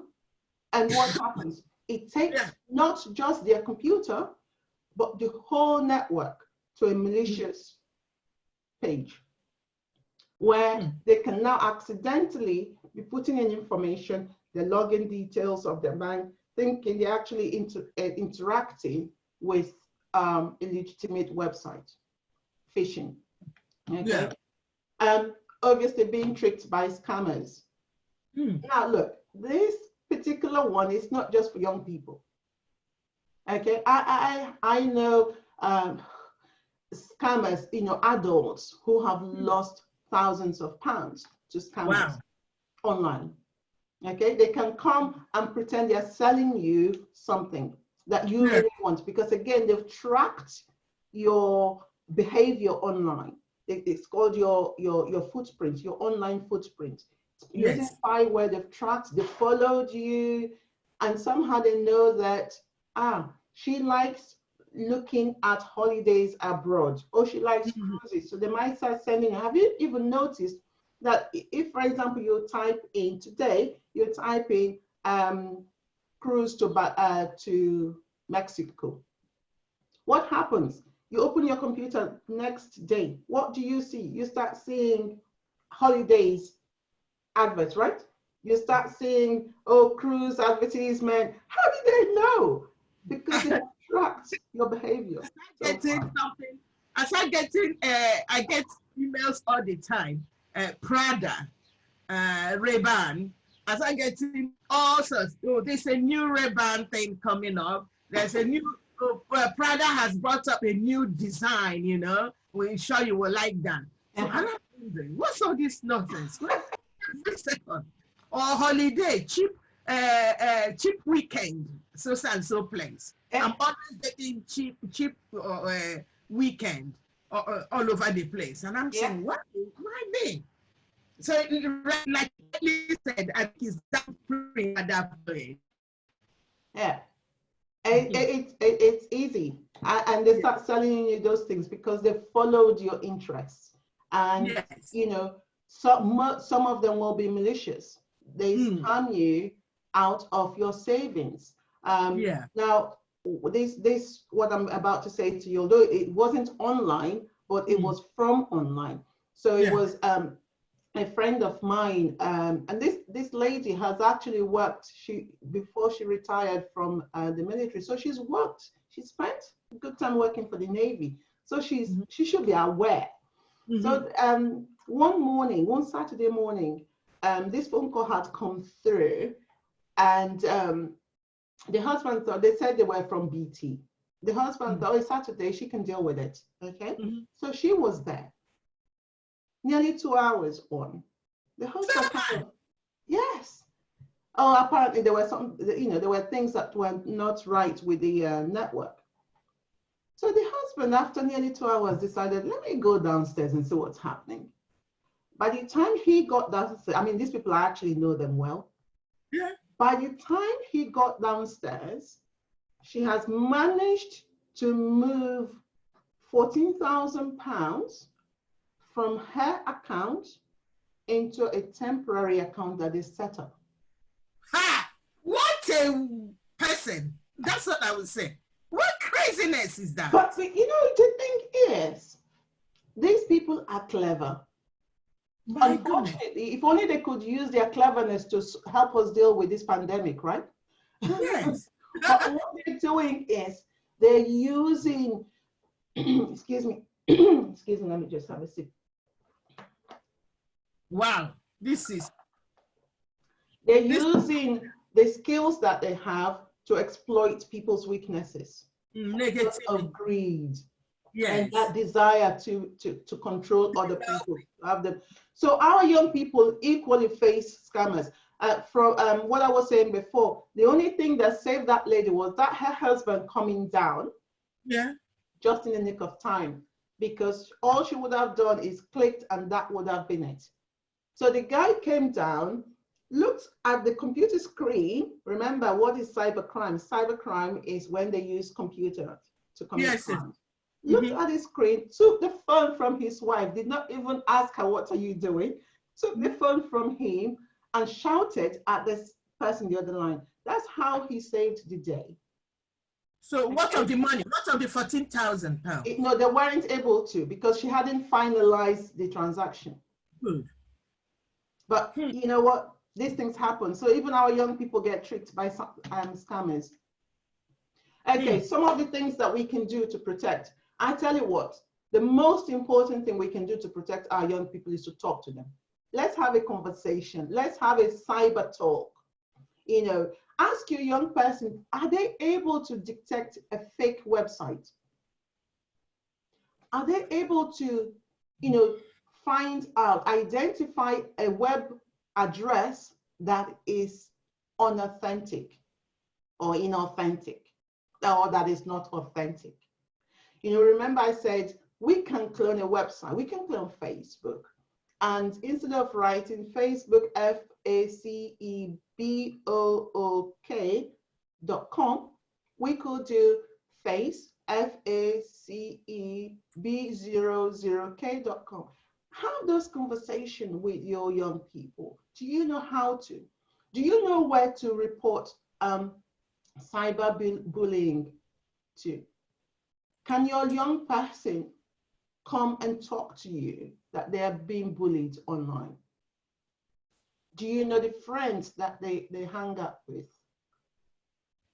Do you know, shoulder surfing? Do you know, a lot of us would think, oh, I don't actually want to, it's annoying. My kids don't like it when I'm around, when they're doing something online. You're not being annoying. You're just being a caring mom. You know, you want to safeguard your kids. Reporting cyberbullying. Do you know where to report cyberbullying? There's a CEOP website. I thought asking what it stands for now. I should know, but it's gone. You know, that website, they should be able to click to report cyberbullying, or they should talk to somebody. Online predators, like I said, talk to them. What does an online predator look like? Oh, I'm looking for a hacker. You will not find one. A hacker is not somebody who is dressed like a hacker. Okay, let your young people understand these things. They actually come dressed with portfolio, you know, looking like me, going for a job. Do you get what I mean? Hoodie. They don't wear hoodie. They don't wear hoodies. They don't. So an online predator could actually be somebody who, you know, even some have professional jobs, but on the side, they do this thing. Remember that the website I showed you with the things going left, right, and center. You know, talk to them about these things. You are not being annoying, but you're being a responsible mom. Okay? They may not like you for just looking into what they're doing, but just let them know that, look, cybercrime is on the increase, especially now that they know that all their target audience, they are online. Okay? There was a time some parents would limit access to the internet to maybe an hour a day. Well, how can you do that now when they are meant to be on, you know, online schooling? Yeah. So the predators know that, you know, the world is suddenly become the oyster in so many ways because everyone is online. Okay. So talk to them, share private information, tell them, please, even their username should not have information about them. Look, typical username that has information, personal data. Gloria, say I was born 1970, right? Gloria Opara 1970. You've just given away your, you've seen emails like that, right? Haven't you? Okay, so you've given them your first name, your last name, and your year of birth. What else do they need from you? They will have a field day. Okay, but no, check your daughter's or your son's, your young person's user ID, their email address. Look at them. You will find that in most cases, they are giving out sensitive data that they ought not to be. So again, have a conversation with them. Make sure that they are changing their information regularly, okay? Again, talk to them about downloading malicious programs. Just because it's free doesn't mean it's safe, especially those free ones. Yes. Okay? Check. If you get an email, okay, or this is on phishing, anything that has any file that's got .exe at the end, exec, okay? Watch before you click to run it, because the .exe is an executable file. It's a program that will run on your screen, on your system. Wow. I should know, because I always download it, and I download exec files. Yeah, be careful how you download. Seriously, be careful how you download those files, because a lot of them, so many of them could be malicious, especially if people are sending you executable files via emails. Please be careful. Even attachments. When you receive email attachment, don't just click. Even if it is saying it's from me, check. Unless I have told you, Christine, I'm going to send you this file, don't just accept that a file that has come from my account is to be trusted. Wow. I say in cybersecurity, I don't actually trust anyone. I don't trust anybody to share my password with them. I don't trust anybody to share my login data, because let me tell you what, it's not because I don't trust them, but because I don't trust what they can do, how careful they can be with that data. So in families where you are all sharing your password, be careful. I would say from now, create different accounts for different people. Okay. Okay. And especially the ones for the children, do not give them access to be able to download anything. If they have to download something, they should use your account. They should come to you to ask, Mom, Dad, can you help download this file? So that you yourself, you're checking what is coming into your system. Okay. Again, phishing, we've already discussed. Don't just click on links from your emails. Or again, you know, even recently, the COVID-19, do you know that a lot of phishing emails, phishing attacks that have come out from the COVID-19, one of them being click here to see how many people have been infected by COVID-19 in your neighborhood. Why?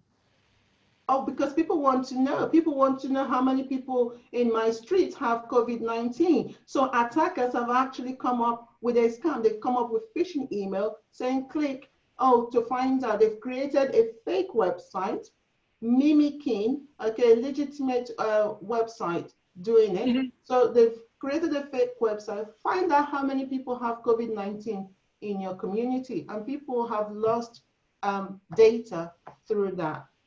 Anyway, I'm not even interested in hearing that kind of thing. It makes me angry. But there are people who are. Okay, so again, be careful not to just click. Another one is the NHS. Your doctor has sent you, your doctor has sent you, this information. Click here to find out. Or HMRC, they're giving away so much because we are. Seriously, I got that HMIC one. I got it, and it says that giving me 2,000 something, whatever. Then I nearly call them or send them something. My husband, I told my husband, he's so angry with me. He said, "Are you silly? Why would they give you that?" That's what he said. Why would HMS whatever give you? And they gave me the HMS gave me a call, and he said they will, it's a lie. Yeah. Just throw it away. I'm falling a victim to that one. But the recent one happening now is the email and letters that are being distributed at homes to young children with Boris Johnson's signature and the government seal. And it's actually free post. And it's in every house. And all the children are receiving the letter saying that they'll be going back to school soon. And they'll be going to school Monday to Sunday. It's not come near your house. No, I don't have children. Oh, so yeah, that's the. I don't have children at home. Okay, that's the letter going on with children, all children, written by Boris Johnson, stamped, signed by him with government seal. And has it got a link, a website? I think I have to check whether it has a website, but it's there. It's it's a letter, free post. So I'm wondering, how would they do this free post? Government will be paying a lot of money because it's on government account, free post. Well, you know what? They are in business themselves, so sometimes they have to invest money to steal money. Wow, that is really horrible, isn't it? Yeah, very. Okay, so we're coming to the end, nearly the end of it. I brought this again for all of us. Protecting your devices and network. Like I said, my passion really is to keep people safe at home. Why are all these, the images that you can see on your screen, why do you think when I'm talking about devices and network, why do I have to show all this? Because today, in our today's world of technology, all these devices that you see are now being connected to the internet as smart devices. They are now, having to process data. Yeah, smart toaster, smart beans. I know of a family that have a smart bean in the kitchen. So, yeah. Yeah, the Airbnb I used in America, has smart bean, smart sink, what with water, different things you do like that. You do whatever you do, it just does anything at all. So I was wondering, but why the smart waste bin? I don't really understand it. How does the smart waste bin work? How does that work? Don't know. I think the whole idea is to obviously tell you when it's full, when you need to change it, and the order when you got this. This is supposed to be the idea behind it. No, it makes the order. It's always fresh. Do you know a device is smart? It's considered smart when it can connect to the internet, right? So, for example, your smart fridge. Could well be telling you that you're running low. Maybe you're at work, you're running low on, I don't know, certain vegetables that you put in your vegetable compartment. Perhaps I don't have one, so I don't know how it was. I don't really understand why anyone would have them. No, I don't. What of the one? My bell, my key holder. Is connected to my phone and everything because I have this way of looking for my key, my car key. So if I'm looking for my car key, then I have to, I have to go to my phone and Tile will tell me, it will start ringing, showing me where my key is. Or if I've lost my phone, then I press the tile, my key, my car key, and it will ring, and my phone will start ringing wherever it is, so I can go look for it and pick it up. Yeah, good. Find my keys or find my phone. Okay. But such programs will have your location. Yes, also. On all the time. The danger with your location being on your geo information, what that means is that, again, it could lead, it could lead people. Yes. Okay. The reason we are looking, I'll tell you why I brought up all these devices is for this. It says protecting your devices. A lot of us, we buy these things, but we fail to treat them as computerized systems, okay, as computerized devices. Therefore, we don't update the software that they come with, okay, making them vulnerable. Many of them don't have any login details, okay? So if they don't have any login or any way we, interface, any way we can change their default ID, default password. Remember what I was saying before about our router? So we keep on using the default settings.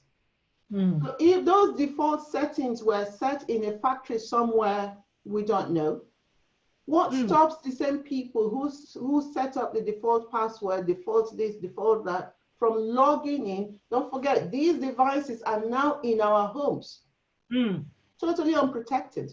Yeah. Because they are just like another window in your house.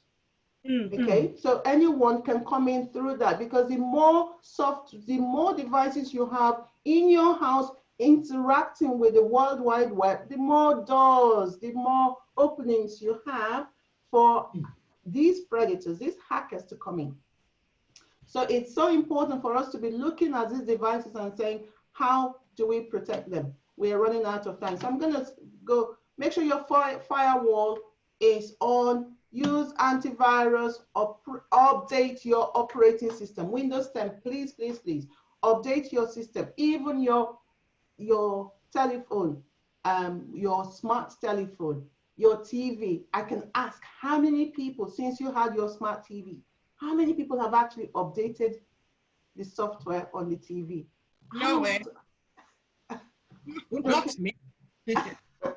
So please protect all your devices, including your smart gadgets, your smartwatch, your smart, this lady. Most importantly, protect your device, your router, because this is how your internet comes in, and your internet is your way of connecting with the world out there. So please protect this. Update the software that is in it, or the firmware. Update it. Make sure you've changed your default password and even the user ID, SSID. Change all that, and just keep the home network, like I've said. Use your encryption. We've run out of time, so I'm not going to be going into this. Turn off your Bluetooth, please, when you're not using it. Do not go talk to your children about this. Let them not connect to public Wi-Fi hotspots. Okay, please, please, please.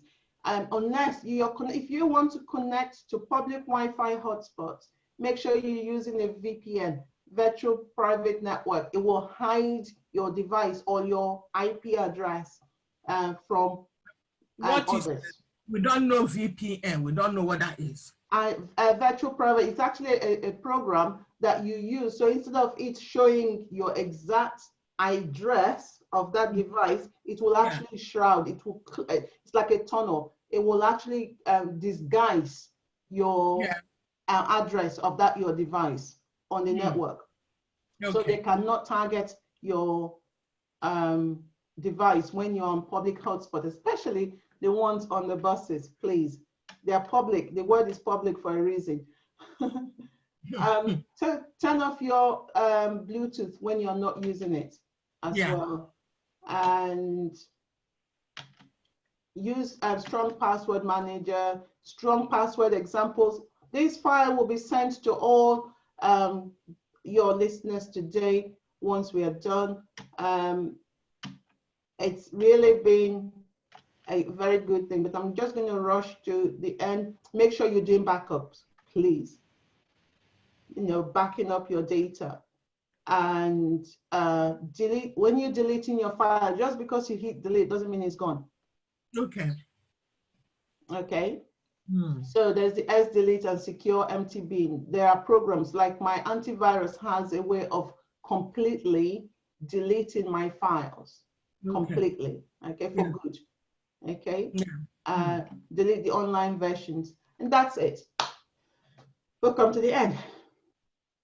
Wow. Wow. That's a whistle stop, visit to cybersecurity in the home. Usually this will take me so many sessions, but again, it's the first time, and for your user, I did not want to obviously delve too much into a lot of the things that I touched on, but I hope that some of the things that have been mentioned would enable people to keep safe at home during this lockdown and beyond. So we remember this whole discussion is about safeguarding families, women and their children during and beyond COVID-19.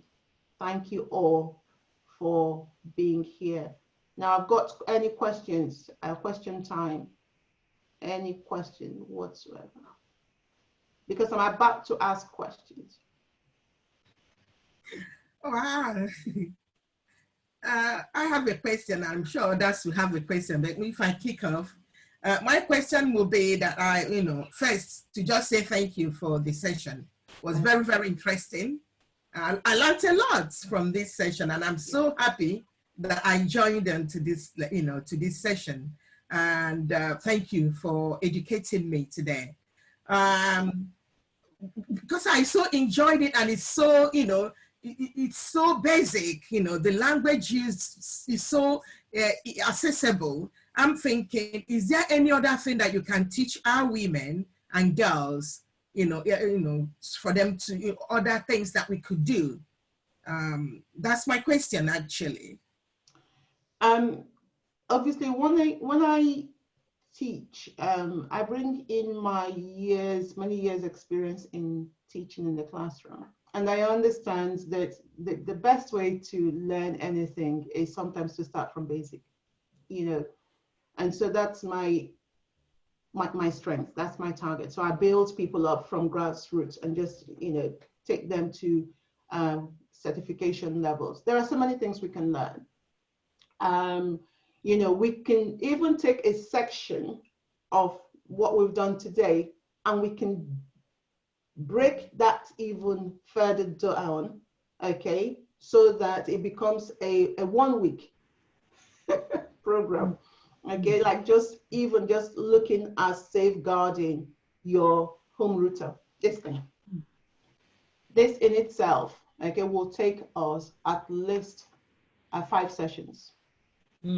Because what I will do is I would show you what each one of them, you hear things about SSID, this, that, it just goes off your head. But we're going to break it down.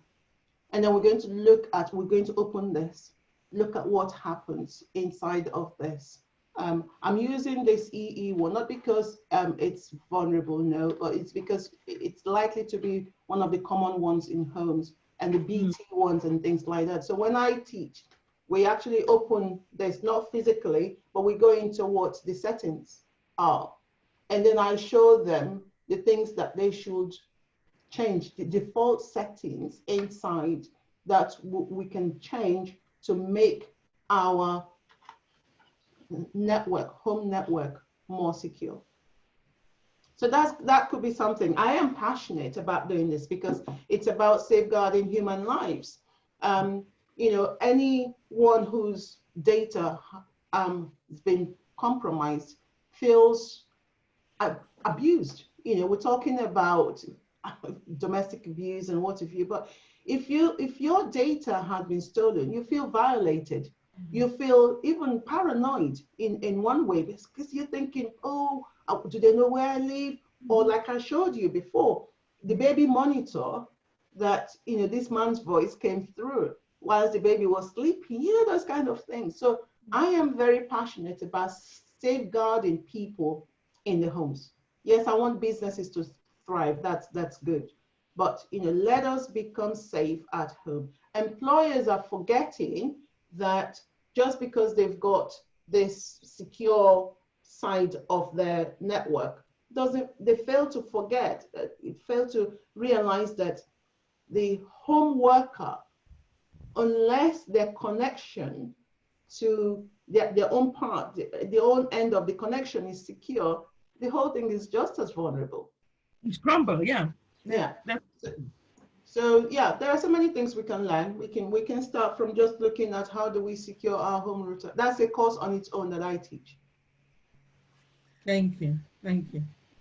Fascinating. That's really, really, really interesting. And thanks so much for that. I thought that was really interesting. Sorry, I was a bit in and out, but I was having a few internet connections. I've got the most of it. Thanks. That was really good. Pleasure. Yeah, it's quite worrying, really. Gloria, I've got a question for you. What do you think about the issues around Zoom security? You know what? A lot of these things have just suddenly sprung up. None of these things would have had the time to be tested like we should have done. They've done some updates recently. I know at the beginning, they were telling people that they were end-to-end encryption. That's what they use. But it's been proven that it's not really end-to-end. So they've done some work on that. What I will continue to say with regards to technologies like this is still be careful how you share personal data, because at the end of the day, Zoom was there was a time that very few people knew their existence, and suddenly they've come into this fame, so to say. So they've not really had the time to delve deeper into securing. So as with any of them, I would say, just be careful that you're dealing with anything that can be exploited. Yeah, there's some security there, but it's still, I would advise, like when you're having sessions like this, to caution your participants to be aware of what they're sharing, if it's something they want to be in the public domain. People really also need to take precaution and take responsibility of what information they hand out in the public. So that's my take on that. There are some more secure ones, things like Cisco WebEx, but again, these are not very popular amongst many people. So Zoom has, come to the forefront because of its versatility, ease to use, and what have you. So easy to use. It is. I don't think it's as easy as collaborate. Yeah. And you know what? This is what a lot of people are doing, but it's important for us to apply common sense with all this. Exactly. Microsoft Teams is another good one, but I've used it. I don't find it as flexible as Zoom. I agree, and I don't think it's something that people can as easily just link into. It's good for a team meeting, or that if you've all got in the NHS in Kent and Medway, it's been bought and we're using it. But I'm trying to persuade them that we can use Zoom as well for some of our meetings, where we just want people to have a really simple dial-in. All they do is click on the button, and it's very versatile for us to be able to show things. And I don't find Teams as good, and I think it will put people off. Let me tell you, we had a meeting. We had a meeting last week using Zoom with some of our patient participation group, and we had like an 87-year-old woman who's never downloaded anything or done anything like this before, and we managed to get her to use it because I think Zoom is so easy. The one I love best is Skype. Believe me, nobody can talk me out of Skype. Skype. I like Skype too. You're right. Skype's nice. In fact, and you see, that's why you see people of 100 years, you're using it, talking to families all over the world. Skype is the best. It's so basic. It's so easy. You could do conferencing with anybody, anywhere, without just doing anything. You don't even need to ID. You don't need a user ID or anything. You just to be sure that the contact is there, and you just click and join them. That's all. And you can share information, you can record it, you could do anything you want to do. You know, so to me, that's the best. We've all got our favorites, haven't we? Yeah. So I think so. So wow, that's really wonderful. So I think the next thing we're doing in the absence of anything, we're doing our networking, and I'm going to stop recording this and talk. Let's just talk nicely, because I'm meeting Claire for the very first time.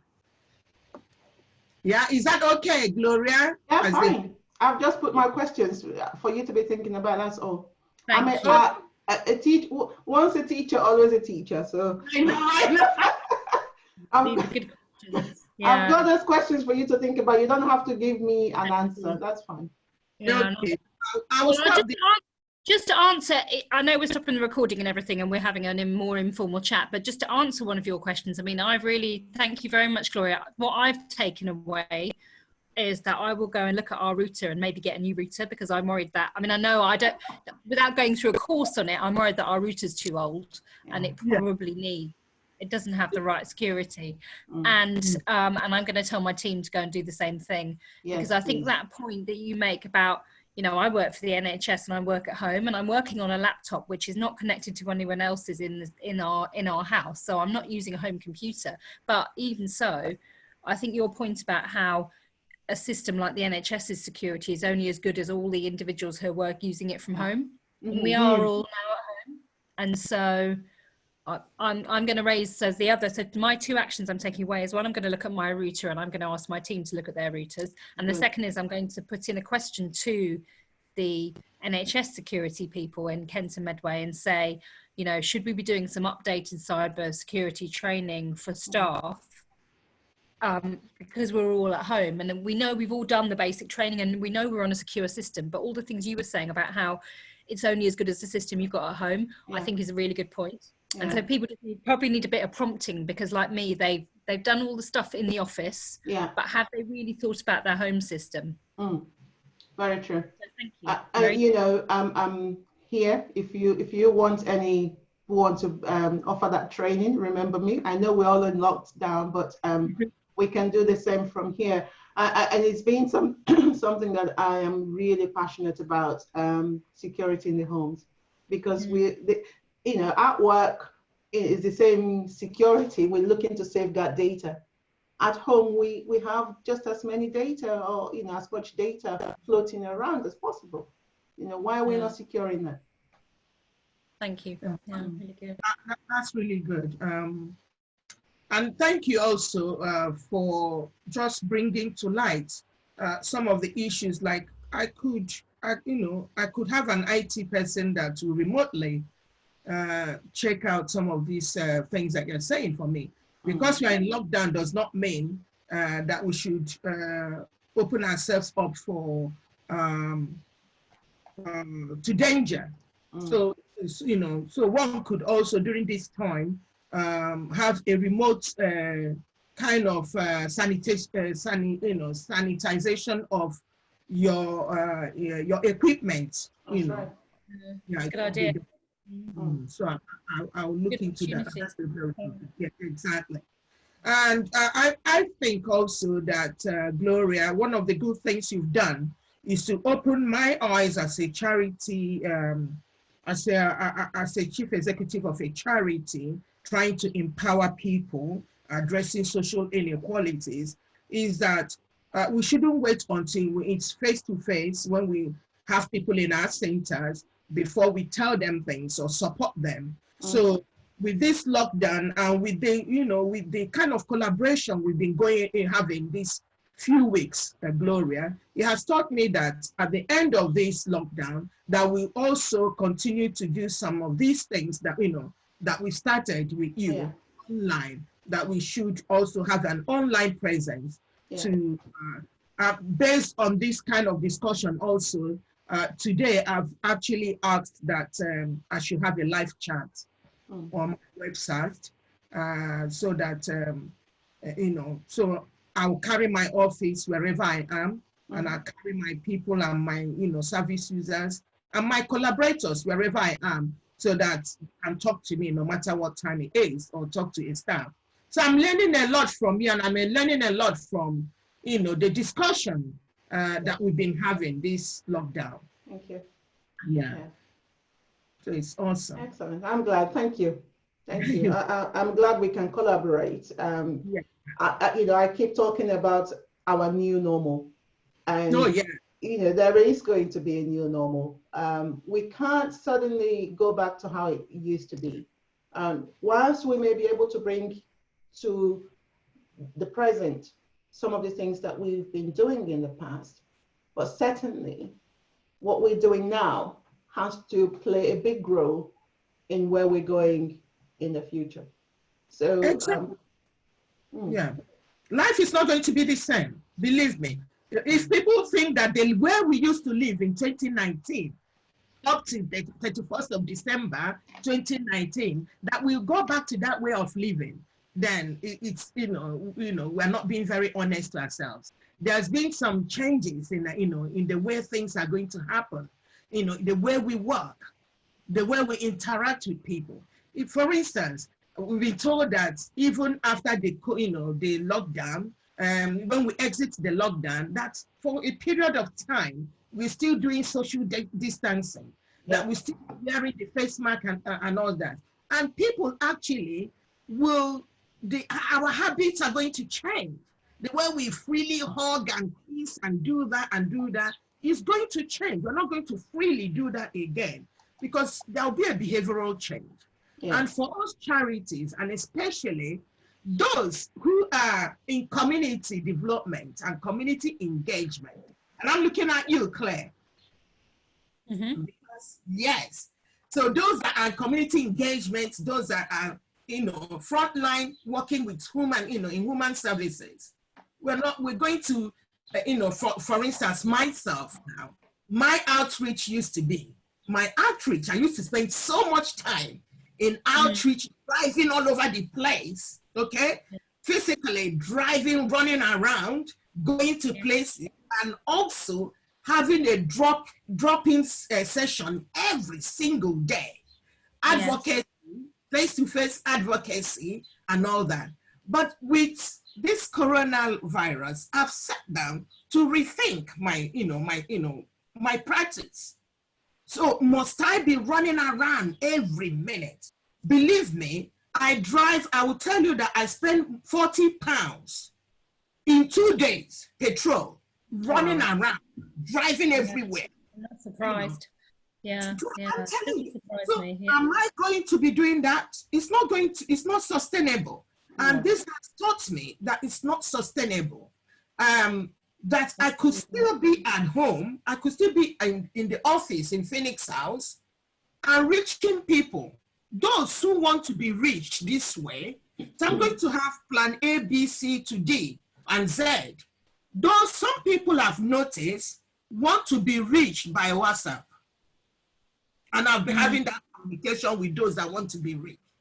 Yeah. Some people told me they want live chat. They want live chat so that if they want a question answered, they type it and I talk to them quickly.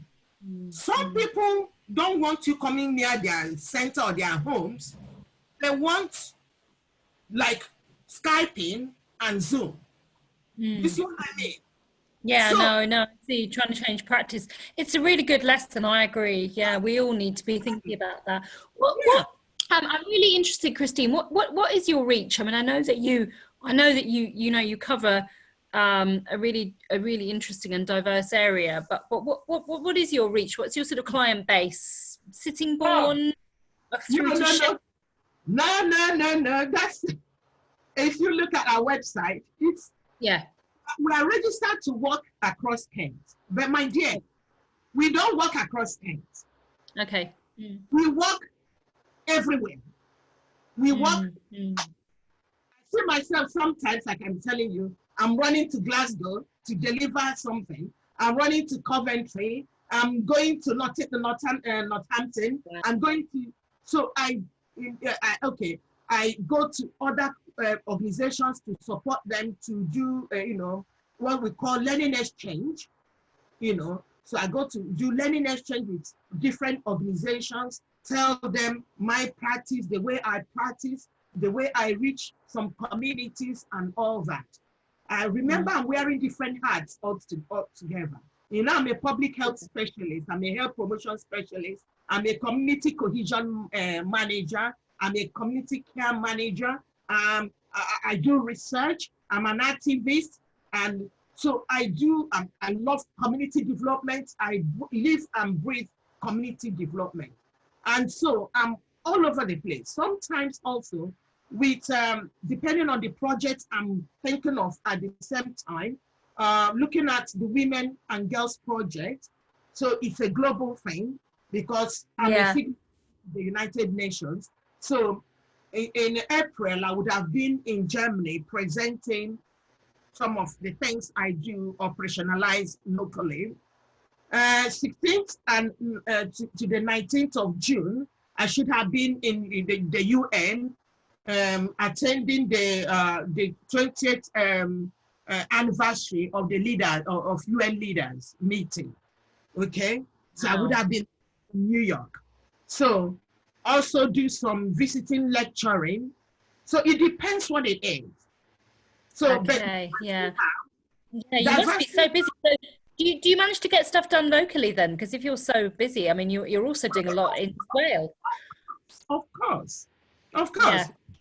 This is our base. So what I'm trying to tell you is that Diversity House is quite different from other charities.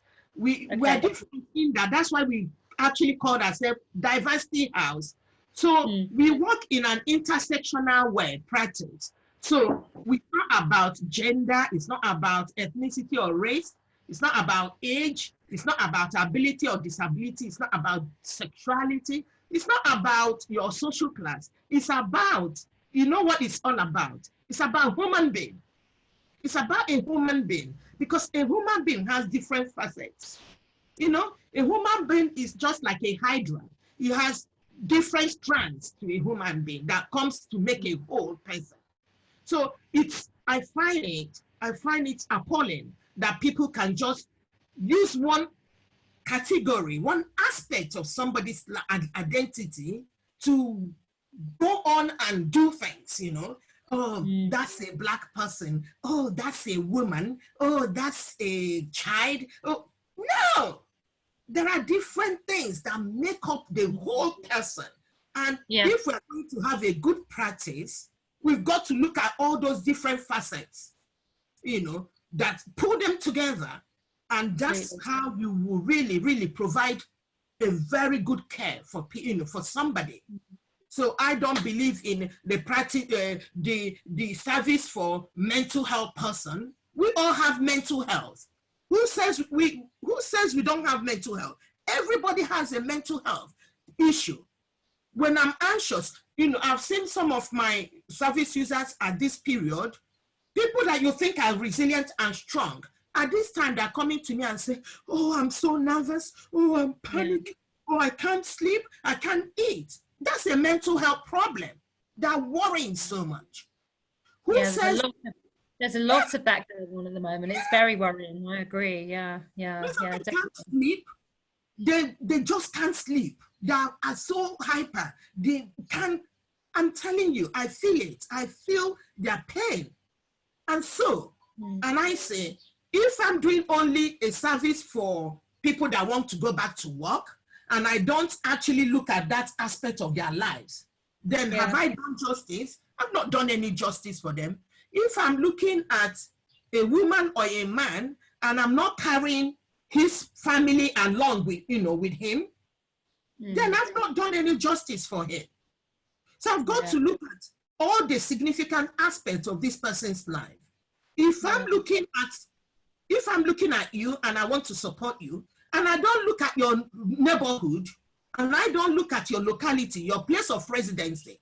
If your place of residency is not ideal, if you live in a bad neighborhood where you can't make friends, you're afraid to go outside, no matter what support I give to you, and I've not brought that into taking it into consideration, the home that you're going to go back into after my support for you, then I've not done any justice to you. You understand what I mean? So when we're dealing with it's a whole systems thing. Exactly. You must be really busy there with all the advocacy work, and it must be really hard to do it at the moment. How are you funded normally? So you see, charities like us are difficult to fund. I know. Yes, because we are trying to. You are in the health system, and you know the Mammoth report, the Black report, every research to address social inequality, health inequality has been difficult. Have we? That's what NHS, that's what public health, that's what the health services want to do, is to address health inequality. But we've not been able to achieve it. Have we?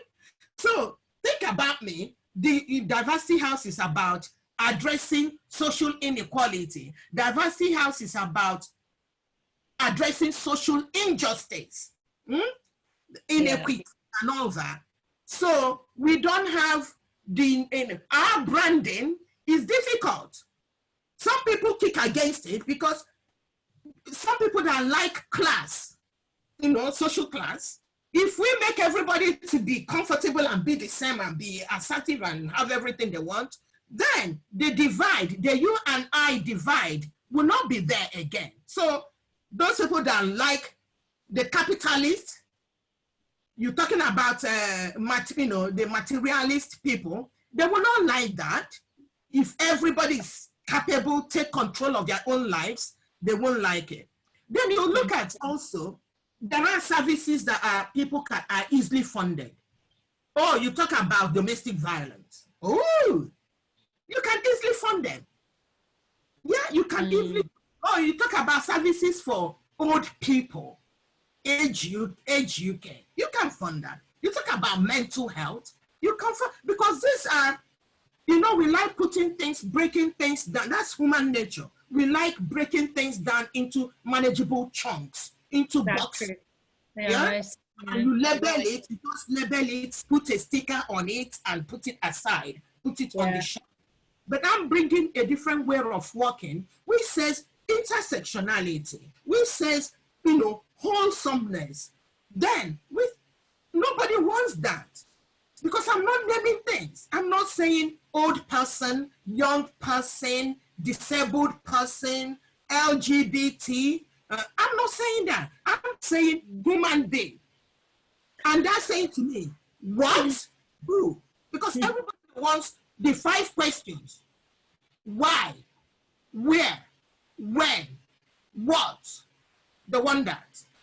But I'm not saying that. I said H. Human being. Yeah. Human and being. How I mean, that in theory, though, you see, Christine, the new way of organising health is supposed to try to look a little bit more at that kind of thing. I'm thinking of the primary care networks, the integration. It is supposed to be. I mean, it's only. Have you had anything to do with the primary care networks in your area? Let me tell you something. I used to work for NHS. Yeah, Bobby said, yeah. I'm a radical person, or people think I'm kind of eccentric, because all this time I've been fighting against, putting people in boxes. I've been fighting against tokenism. I've been fighting against exclusion. I've been fighting against, people keep saying they had to reach. Oh, that's the one that made sure that people threw me out of sent me packing. Had to reach. Everybody's had to reach. Are we not had to reach even during this lockdown? Are you easy to reach? Claire, when you go to work every morning and leave your home, think about the mailman that has a parcel for you. He has his parcel and he has a manager to report to, because he has all these parcels to distribute and give to people.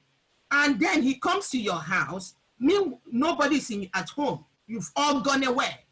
And he has to drop this parcel and make sure you receive it. So he comes the first time, he rings the bell, you're not there, he takes it away and go around the whole neighborhood and drop all other parcels, and he comes back to you again and you're not there. So what he does is, he writes a complimentary card. I was in your house today, you're not there, and so come to the Royal Mail to pick your before so. Yeah? And he goes. And he goes back to his manager, and manager say, why didn't you drop that mail at number so house? Oh, what do you think he would say to his manager? Number 43, they were hard to reach. Yes, they were hard to reach. And when you talk about how to reach, that's where racism and ethnicity, you know, people say, oh, hard to reach are people of color.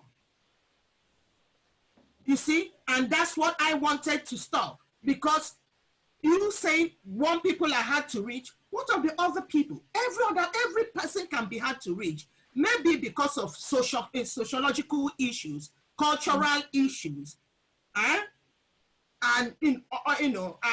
societal issues. So any one person can be hard to reach at any time.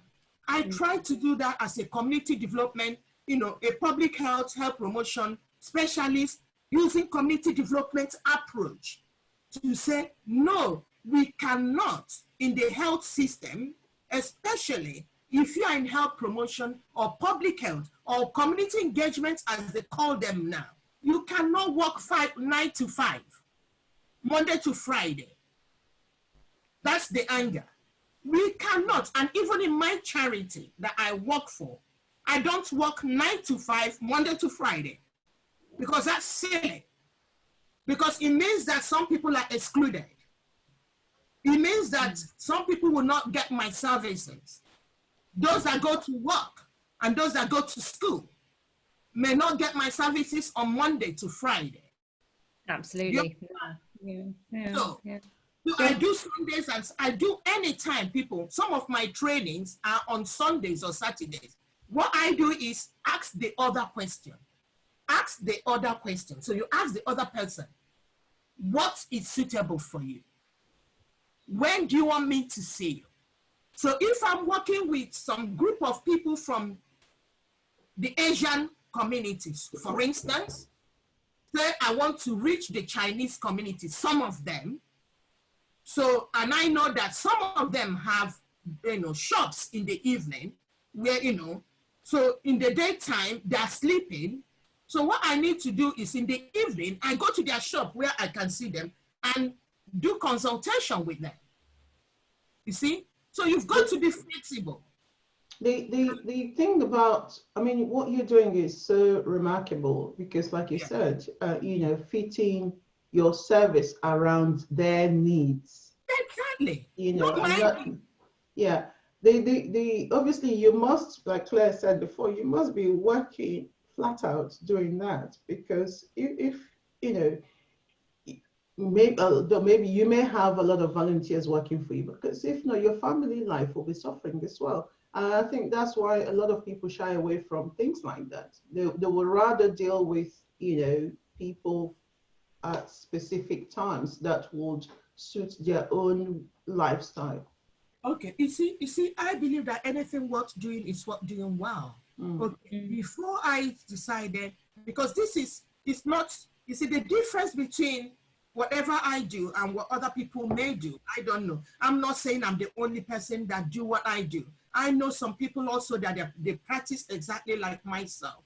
And that's why often when I travel for meetings, say the UN meeting at Germany, in Bonn, or in New York, or other places I go, that's where I go actually to work with other people that have similar practices as myself. And we talk and we find new ways of working. So, because you are in there, remember I said, I'm not just somebody that is a community development person or a public health or whatever. I have different hats, but I started my conversation with you as I'm an activist. Okay, so I'm coming at my work and anything I do as an activist, a social activist, an activist that I dislike social injustice. I dislike other people being in pain. I feel that the world will be a better place. The world will be a very cohesive place when each and every one of us will give a little bit of ourselves. A little bit. Take a little chunk of your comfort and give it to somebody else.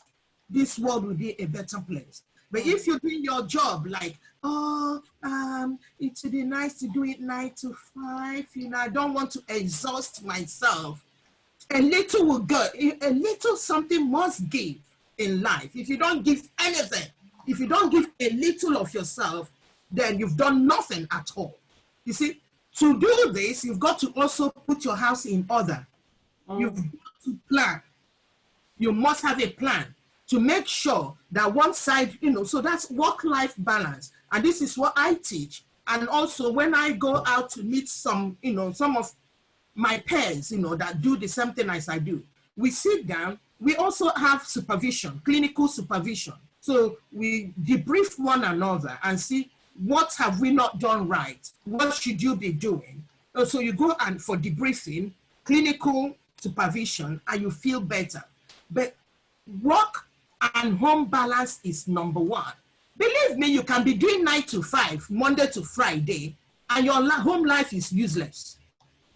You're not having a good life. I know people that don't even go to work.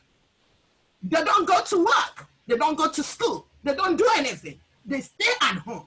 But if you compare their children, their behavior, their relationship at home, and everything they do, you begin to question, what are they doing with their time? What impact are they making? What legacies are they leaving to themselves, to their children, to their partners, and to their neighborhood? They aren't doing anything at all. So it's not about... Christine, how do you find your clients? Okay, like I said to you, I do outreach. I do a lot of outreach. I do a lot of networking, but most of all, using our website, using social media. Other people also refer to people.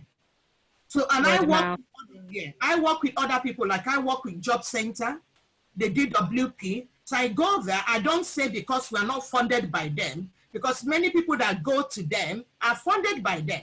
But they don't fund me, but I always go to support their open days, when they have coffee mornings for disabled people or jobless people, or so I go there, have my table with my staff, and we give one-to-one support. Another thing I do, I'm a STEM ambassador. So also go to schools. I actually said that, when it comes to STEM, I'm not a pure scientist, but I'm a social scientist.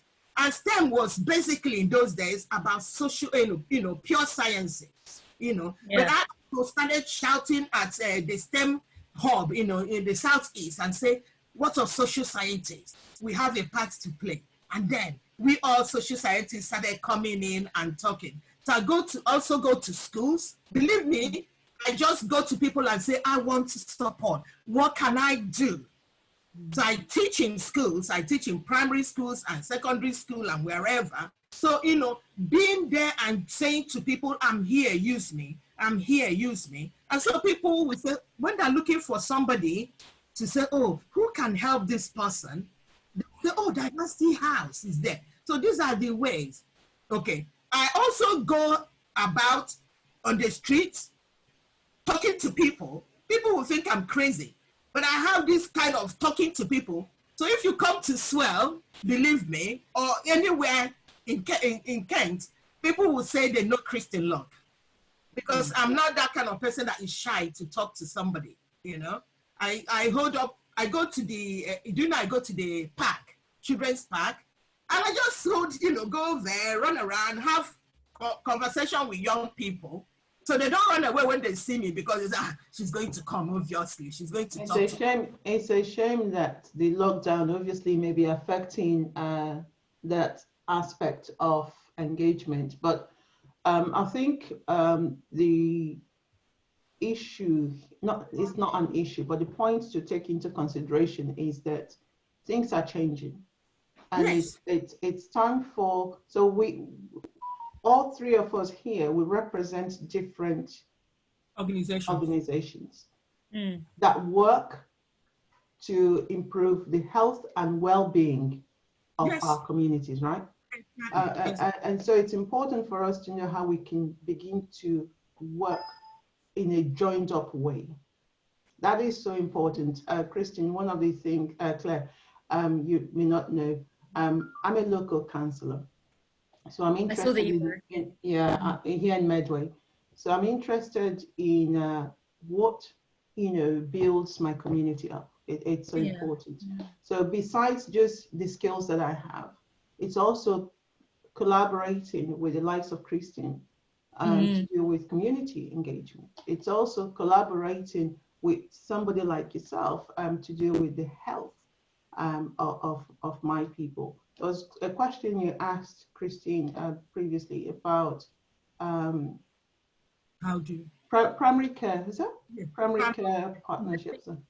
Yeah, the primary care. Just wondered if you were having any interaction at all yet with the new primary care networks or with the, the integrated. Right. So I have a general understanding of what primary care.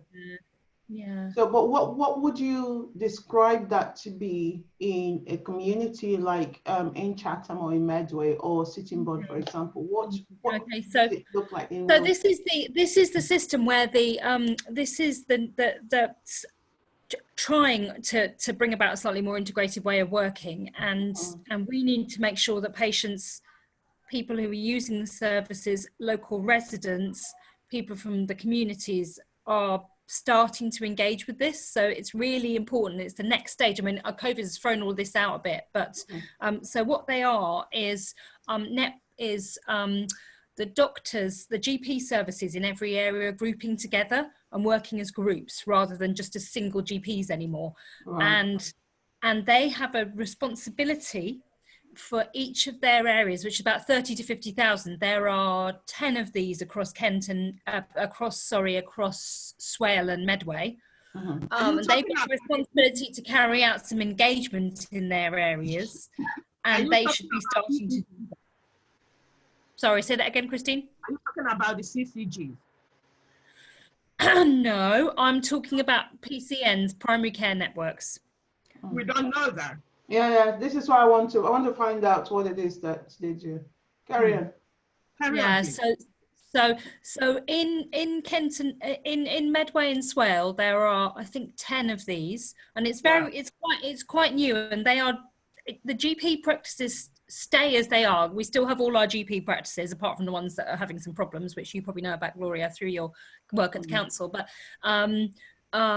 But they're grouping together so that they can provide a service which is a bit more integrated, and they can use their resources a bit better. But they have some duties to engage people in that, and so we've got to start making sure that they're doing that.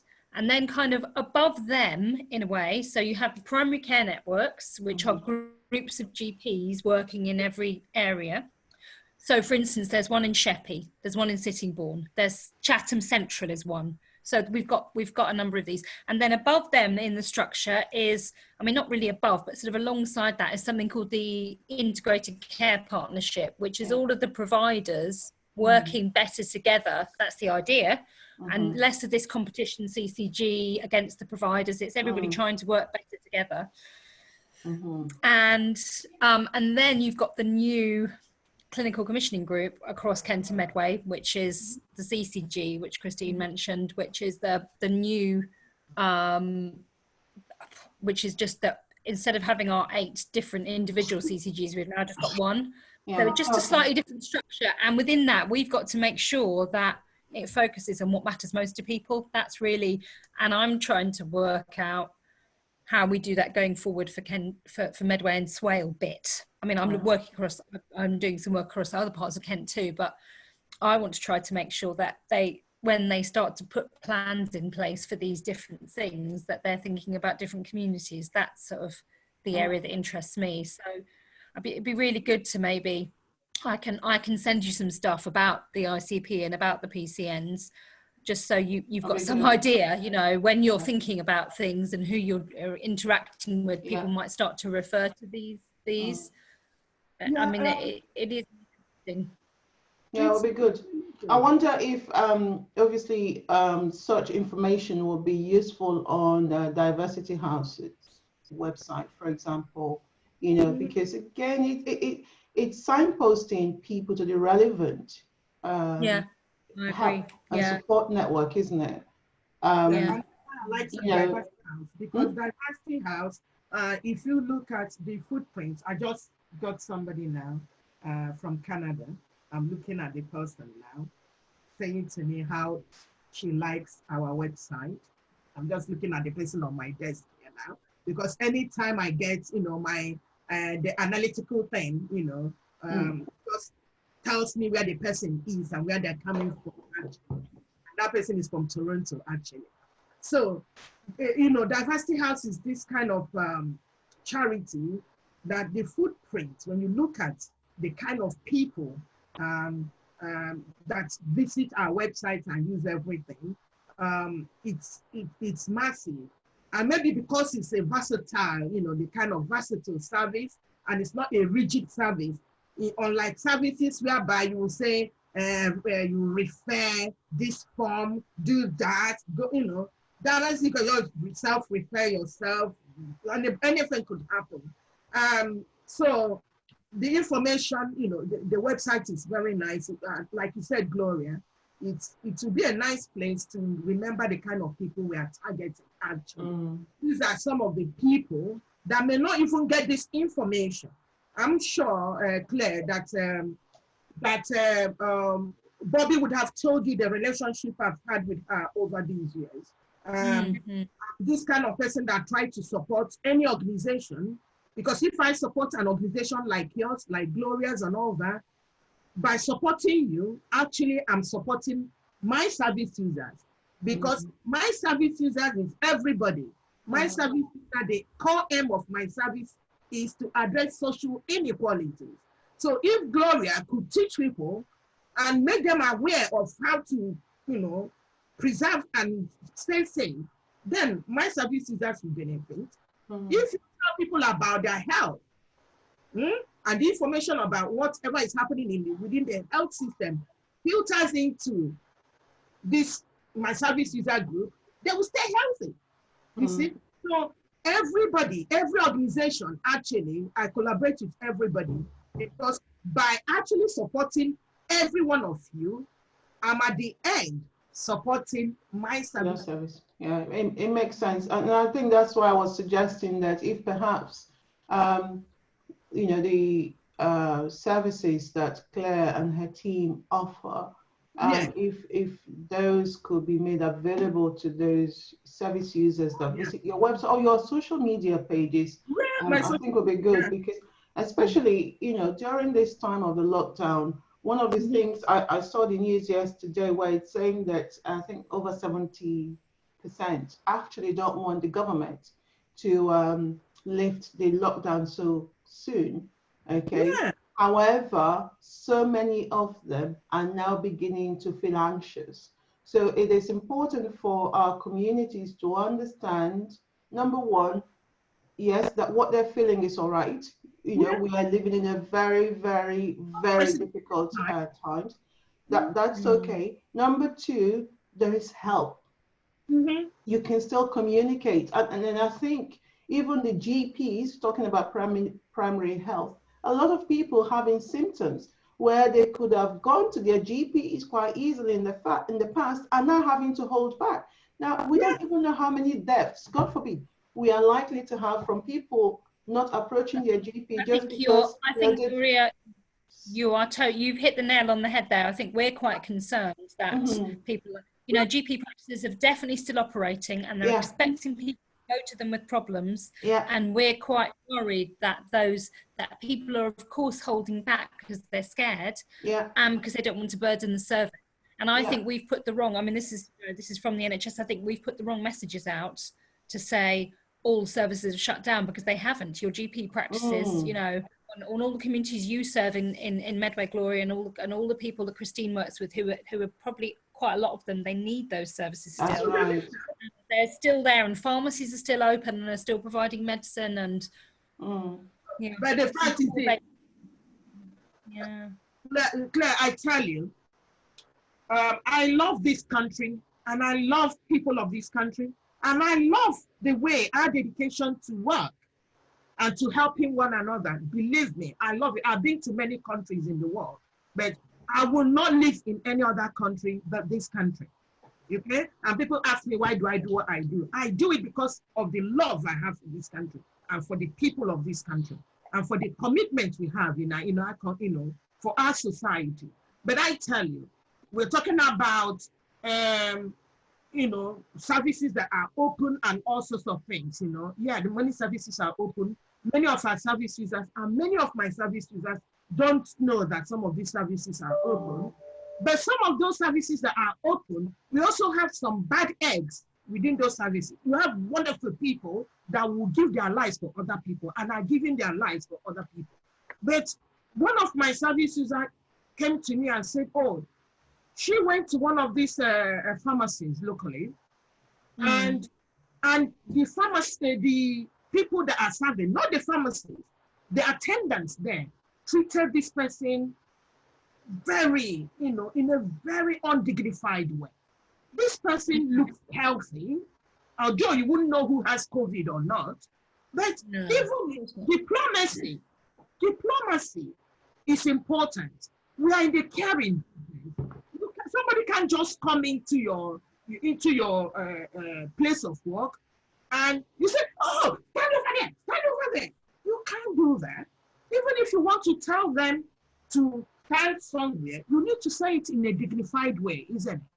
And then, don't touch anything here. You shouldn't touch anything here. And the person wants to pay you, you say, hold on, wait, and run into the inner room. That's a pharmacy, you know, in a pharmacy, a local pharmacy. Run it, first of all, run away for this person to touch their card to pay for the medication. And this person left the pharmacy, started crying, was worried because she doesn't know what's going on. So she now phoned me to say, maybe I have this thing that is going on. I said, why do you think so? He said the way they treated me at the pharmacy, maybe I look like somebody that has it. And this person became so emotional, so frightened, so anxious, that it took me so long to calm this person down and to say, no, the person doing it is just silly. It has nothing to do with you. Do you see what I mean? So, yeah, there's that kind of atmosphere of fear around it, and the message is not really getting through. You know. True. And we're probably not giving out the right messages. No, I mean, we've heard lots of different things about pharmacies, I have to say, and we're trying to pass that back. I mean, we don't have any control over how they operate, but they are really important at the moment, and they need to be a bit consistent in how they're treating people. I agree, and how they take on some of these, and people. I don't think people are really understanding the levels of fear that are out there. We're trying to argue that back. Sure. We don't spend a lot of which there are ways we could do, even within this atmosphere of, you know, uncertainty. There's a way we can actually contain this fear. Yeah. We shouldn't, you know, make people, because some people may not die of COVID, they will die of fear.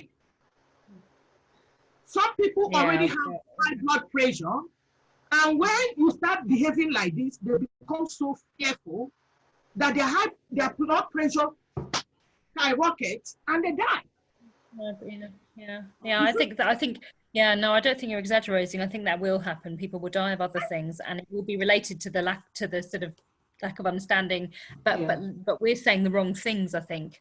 So no, that's all really, really helpful feedback, and I think you're completely right. I will make sure that I send you some stuff over about the PCNs and the ICP, so you sort of have that, you know. But also, we need to make sure that we're we're giving out some sort of good information among the systems around this. And I know that other people are concerned, you know, there are people who are doing that. There are the care navigators who are out there in some of the vulnerable homes, working with people like Margot. They're saying some similar things, that they, you know, we need to get some of those messages out better. So I think those are really, really good points. The other thing I just wanted to raise very quickly, Christine, is that hopefully when we go forward, I'm really hoping to bring some of the stuff that I've been trying out a little bit in Medway, trying to sort of bring it over to some of the Swale community groups. So I'm doing, we've been doing some working with Medway Voluntary Action working with them on training up community groups to run engagement for us. So we pay people to do the engagement rather than... Which is better, because we've done engagement for NHS for nothing, actually. So it would be nice to be doing it now for something, so that we could get a little money to, you know, to do other services that we're doing, even if it's 5p. It's not very much money, but it's better than, so we pay community groups in Medway at the moment to do engagement for us, rather than, and there's a training and things like that involved. So I'm hoping to, because I've just, my remit to now has just been Medway, but it's now going to move into Swale as well. So I'm hoping to, you know, the groups that are officially Swale, I mean, I know that people work across other areas, but we're hoping to move over into that. So I just wanted to raise that with you, because I'm hoping we can, you know, you might be interested, or some of your staff, or because we, you know, we want to recognise that often the voluntary and community sector are the best people to go and do the engagement for us, and we don't want to be, you know, that's often the best way of doing it. And so we're finding that in Medway, that if we get them to go and do it, you know, somebody like some of the support groups who are already there, and you know, and they can run the discussions and give us the feedback that's needed for things. That's a really, and also we've got a small grant scheme that they have that in Medway, which is giving very small organisations little bits of grants to run things that are to do with community connectedness, and we want to increase that over to Swale as well.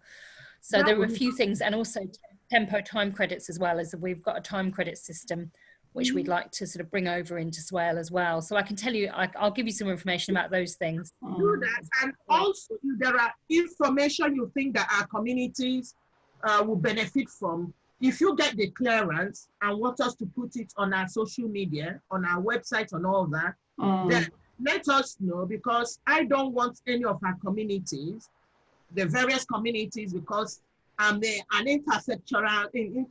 intercultural community.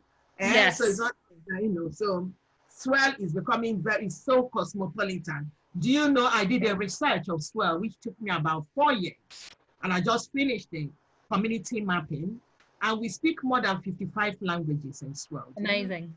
Yeah. National languages. Yeah. Nobody do it. You wouldn't believe it, would you? Yeah. No, I know. That's really fascinating. Oh, I'd like to see that. If you've got that result, I'd be really interested in that. Fascinating. Yeah, I can, but I won't give it to you, because, you know, you can come and read it, and that's, you know, but I won't share it with anybody, because it took me time and money to it's your intellectual property, isn't it? Absolutely, definitely. Well, anything you've got published like that, we'd be really interested in seeing, because it must be fascinating. I'm sure you're right. I know you're right. I mean, if you look at any of the analysis which Public Health have done on people, there is huge diversity, more than anybody thinks. Yeah. Listen, that's been really, really useful. Thank you so much, and thanks so much, Gloria, so much for joining us with the cybersecurity. Gloria, I was going to say, have you connected up at all with Medway Voluntary Action with your cybersecurity lessons? Because they're doing a whole series of things every week, and you probably know about that, but they're trying to do with some of the community groups, different community groups in Medway. They're also trying to sort of do lessons and do training. I actually provided a training session for them in February. Okay, right, okay. It might be a good opportunity for them to do a bit more of this, actually, mightn't it? You know, for the groups. Yeah. Yeah, well, if they know about you, then you know about them. I mean, I know you know them already, but okay, it's really, really fascinating. Christine, I'll send you some stuff, and also just keep talking, and I'll join some. I know you've got all these chats every week. I'll join one of them soon, you know, on a Tuesday or something, just to see who's around and say hi to people, and because I would have come to see you face to face, but we have to do it like this in the living room for now. At the end of the lockdown, we must touch base. Yeah, okay? then we can see each other properly. I know, yeah, looking forward to that. But this is better than nothing, isn't it? Yeah. Exactly. Oh, thank you so much. Thank you for your time. And really nice to talk to you both. Have a good weekend. Bye. Bye. Bye. Bye. Bye. Bye now. Yeah. So stop recording now then. Yeah, I want to stop recording.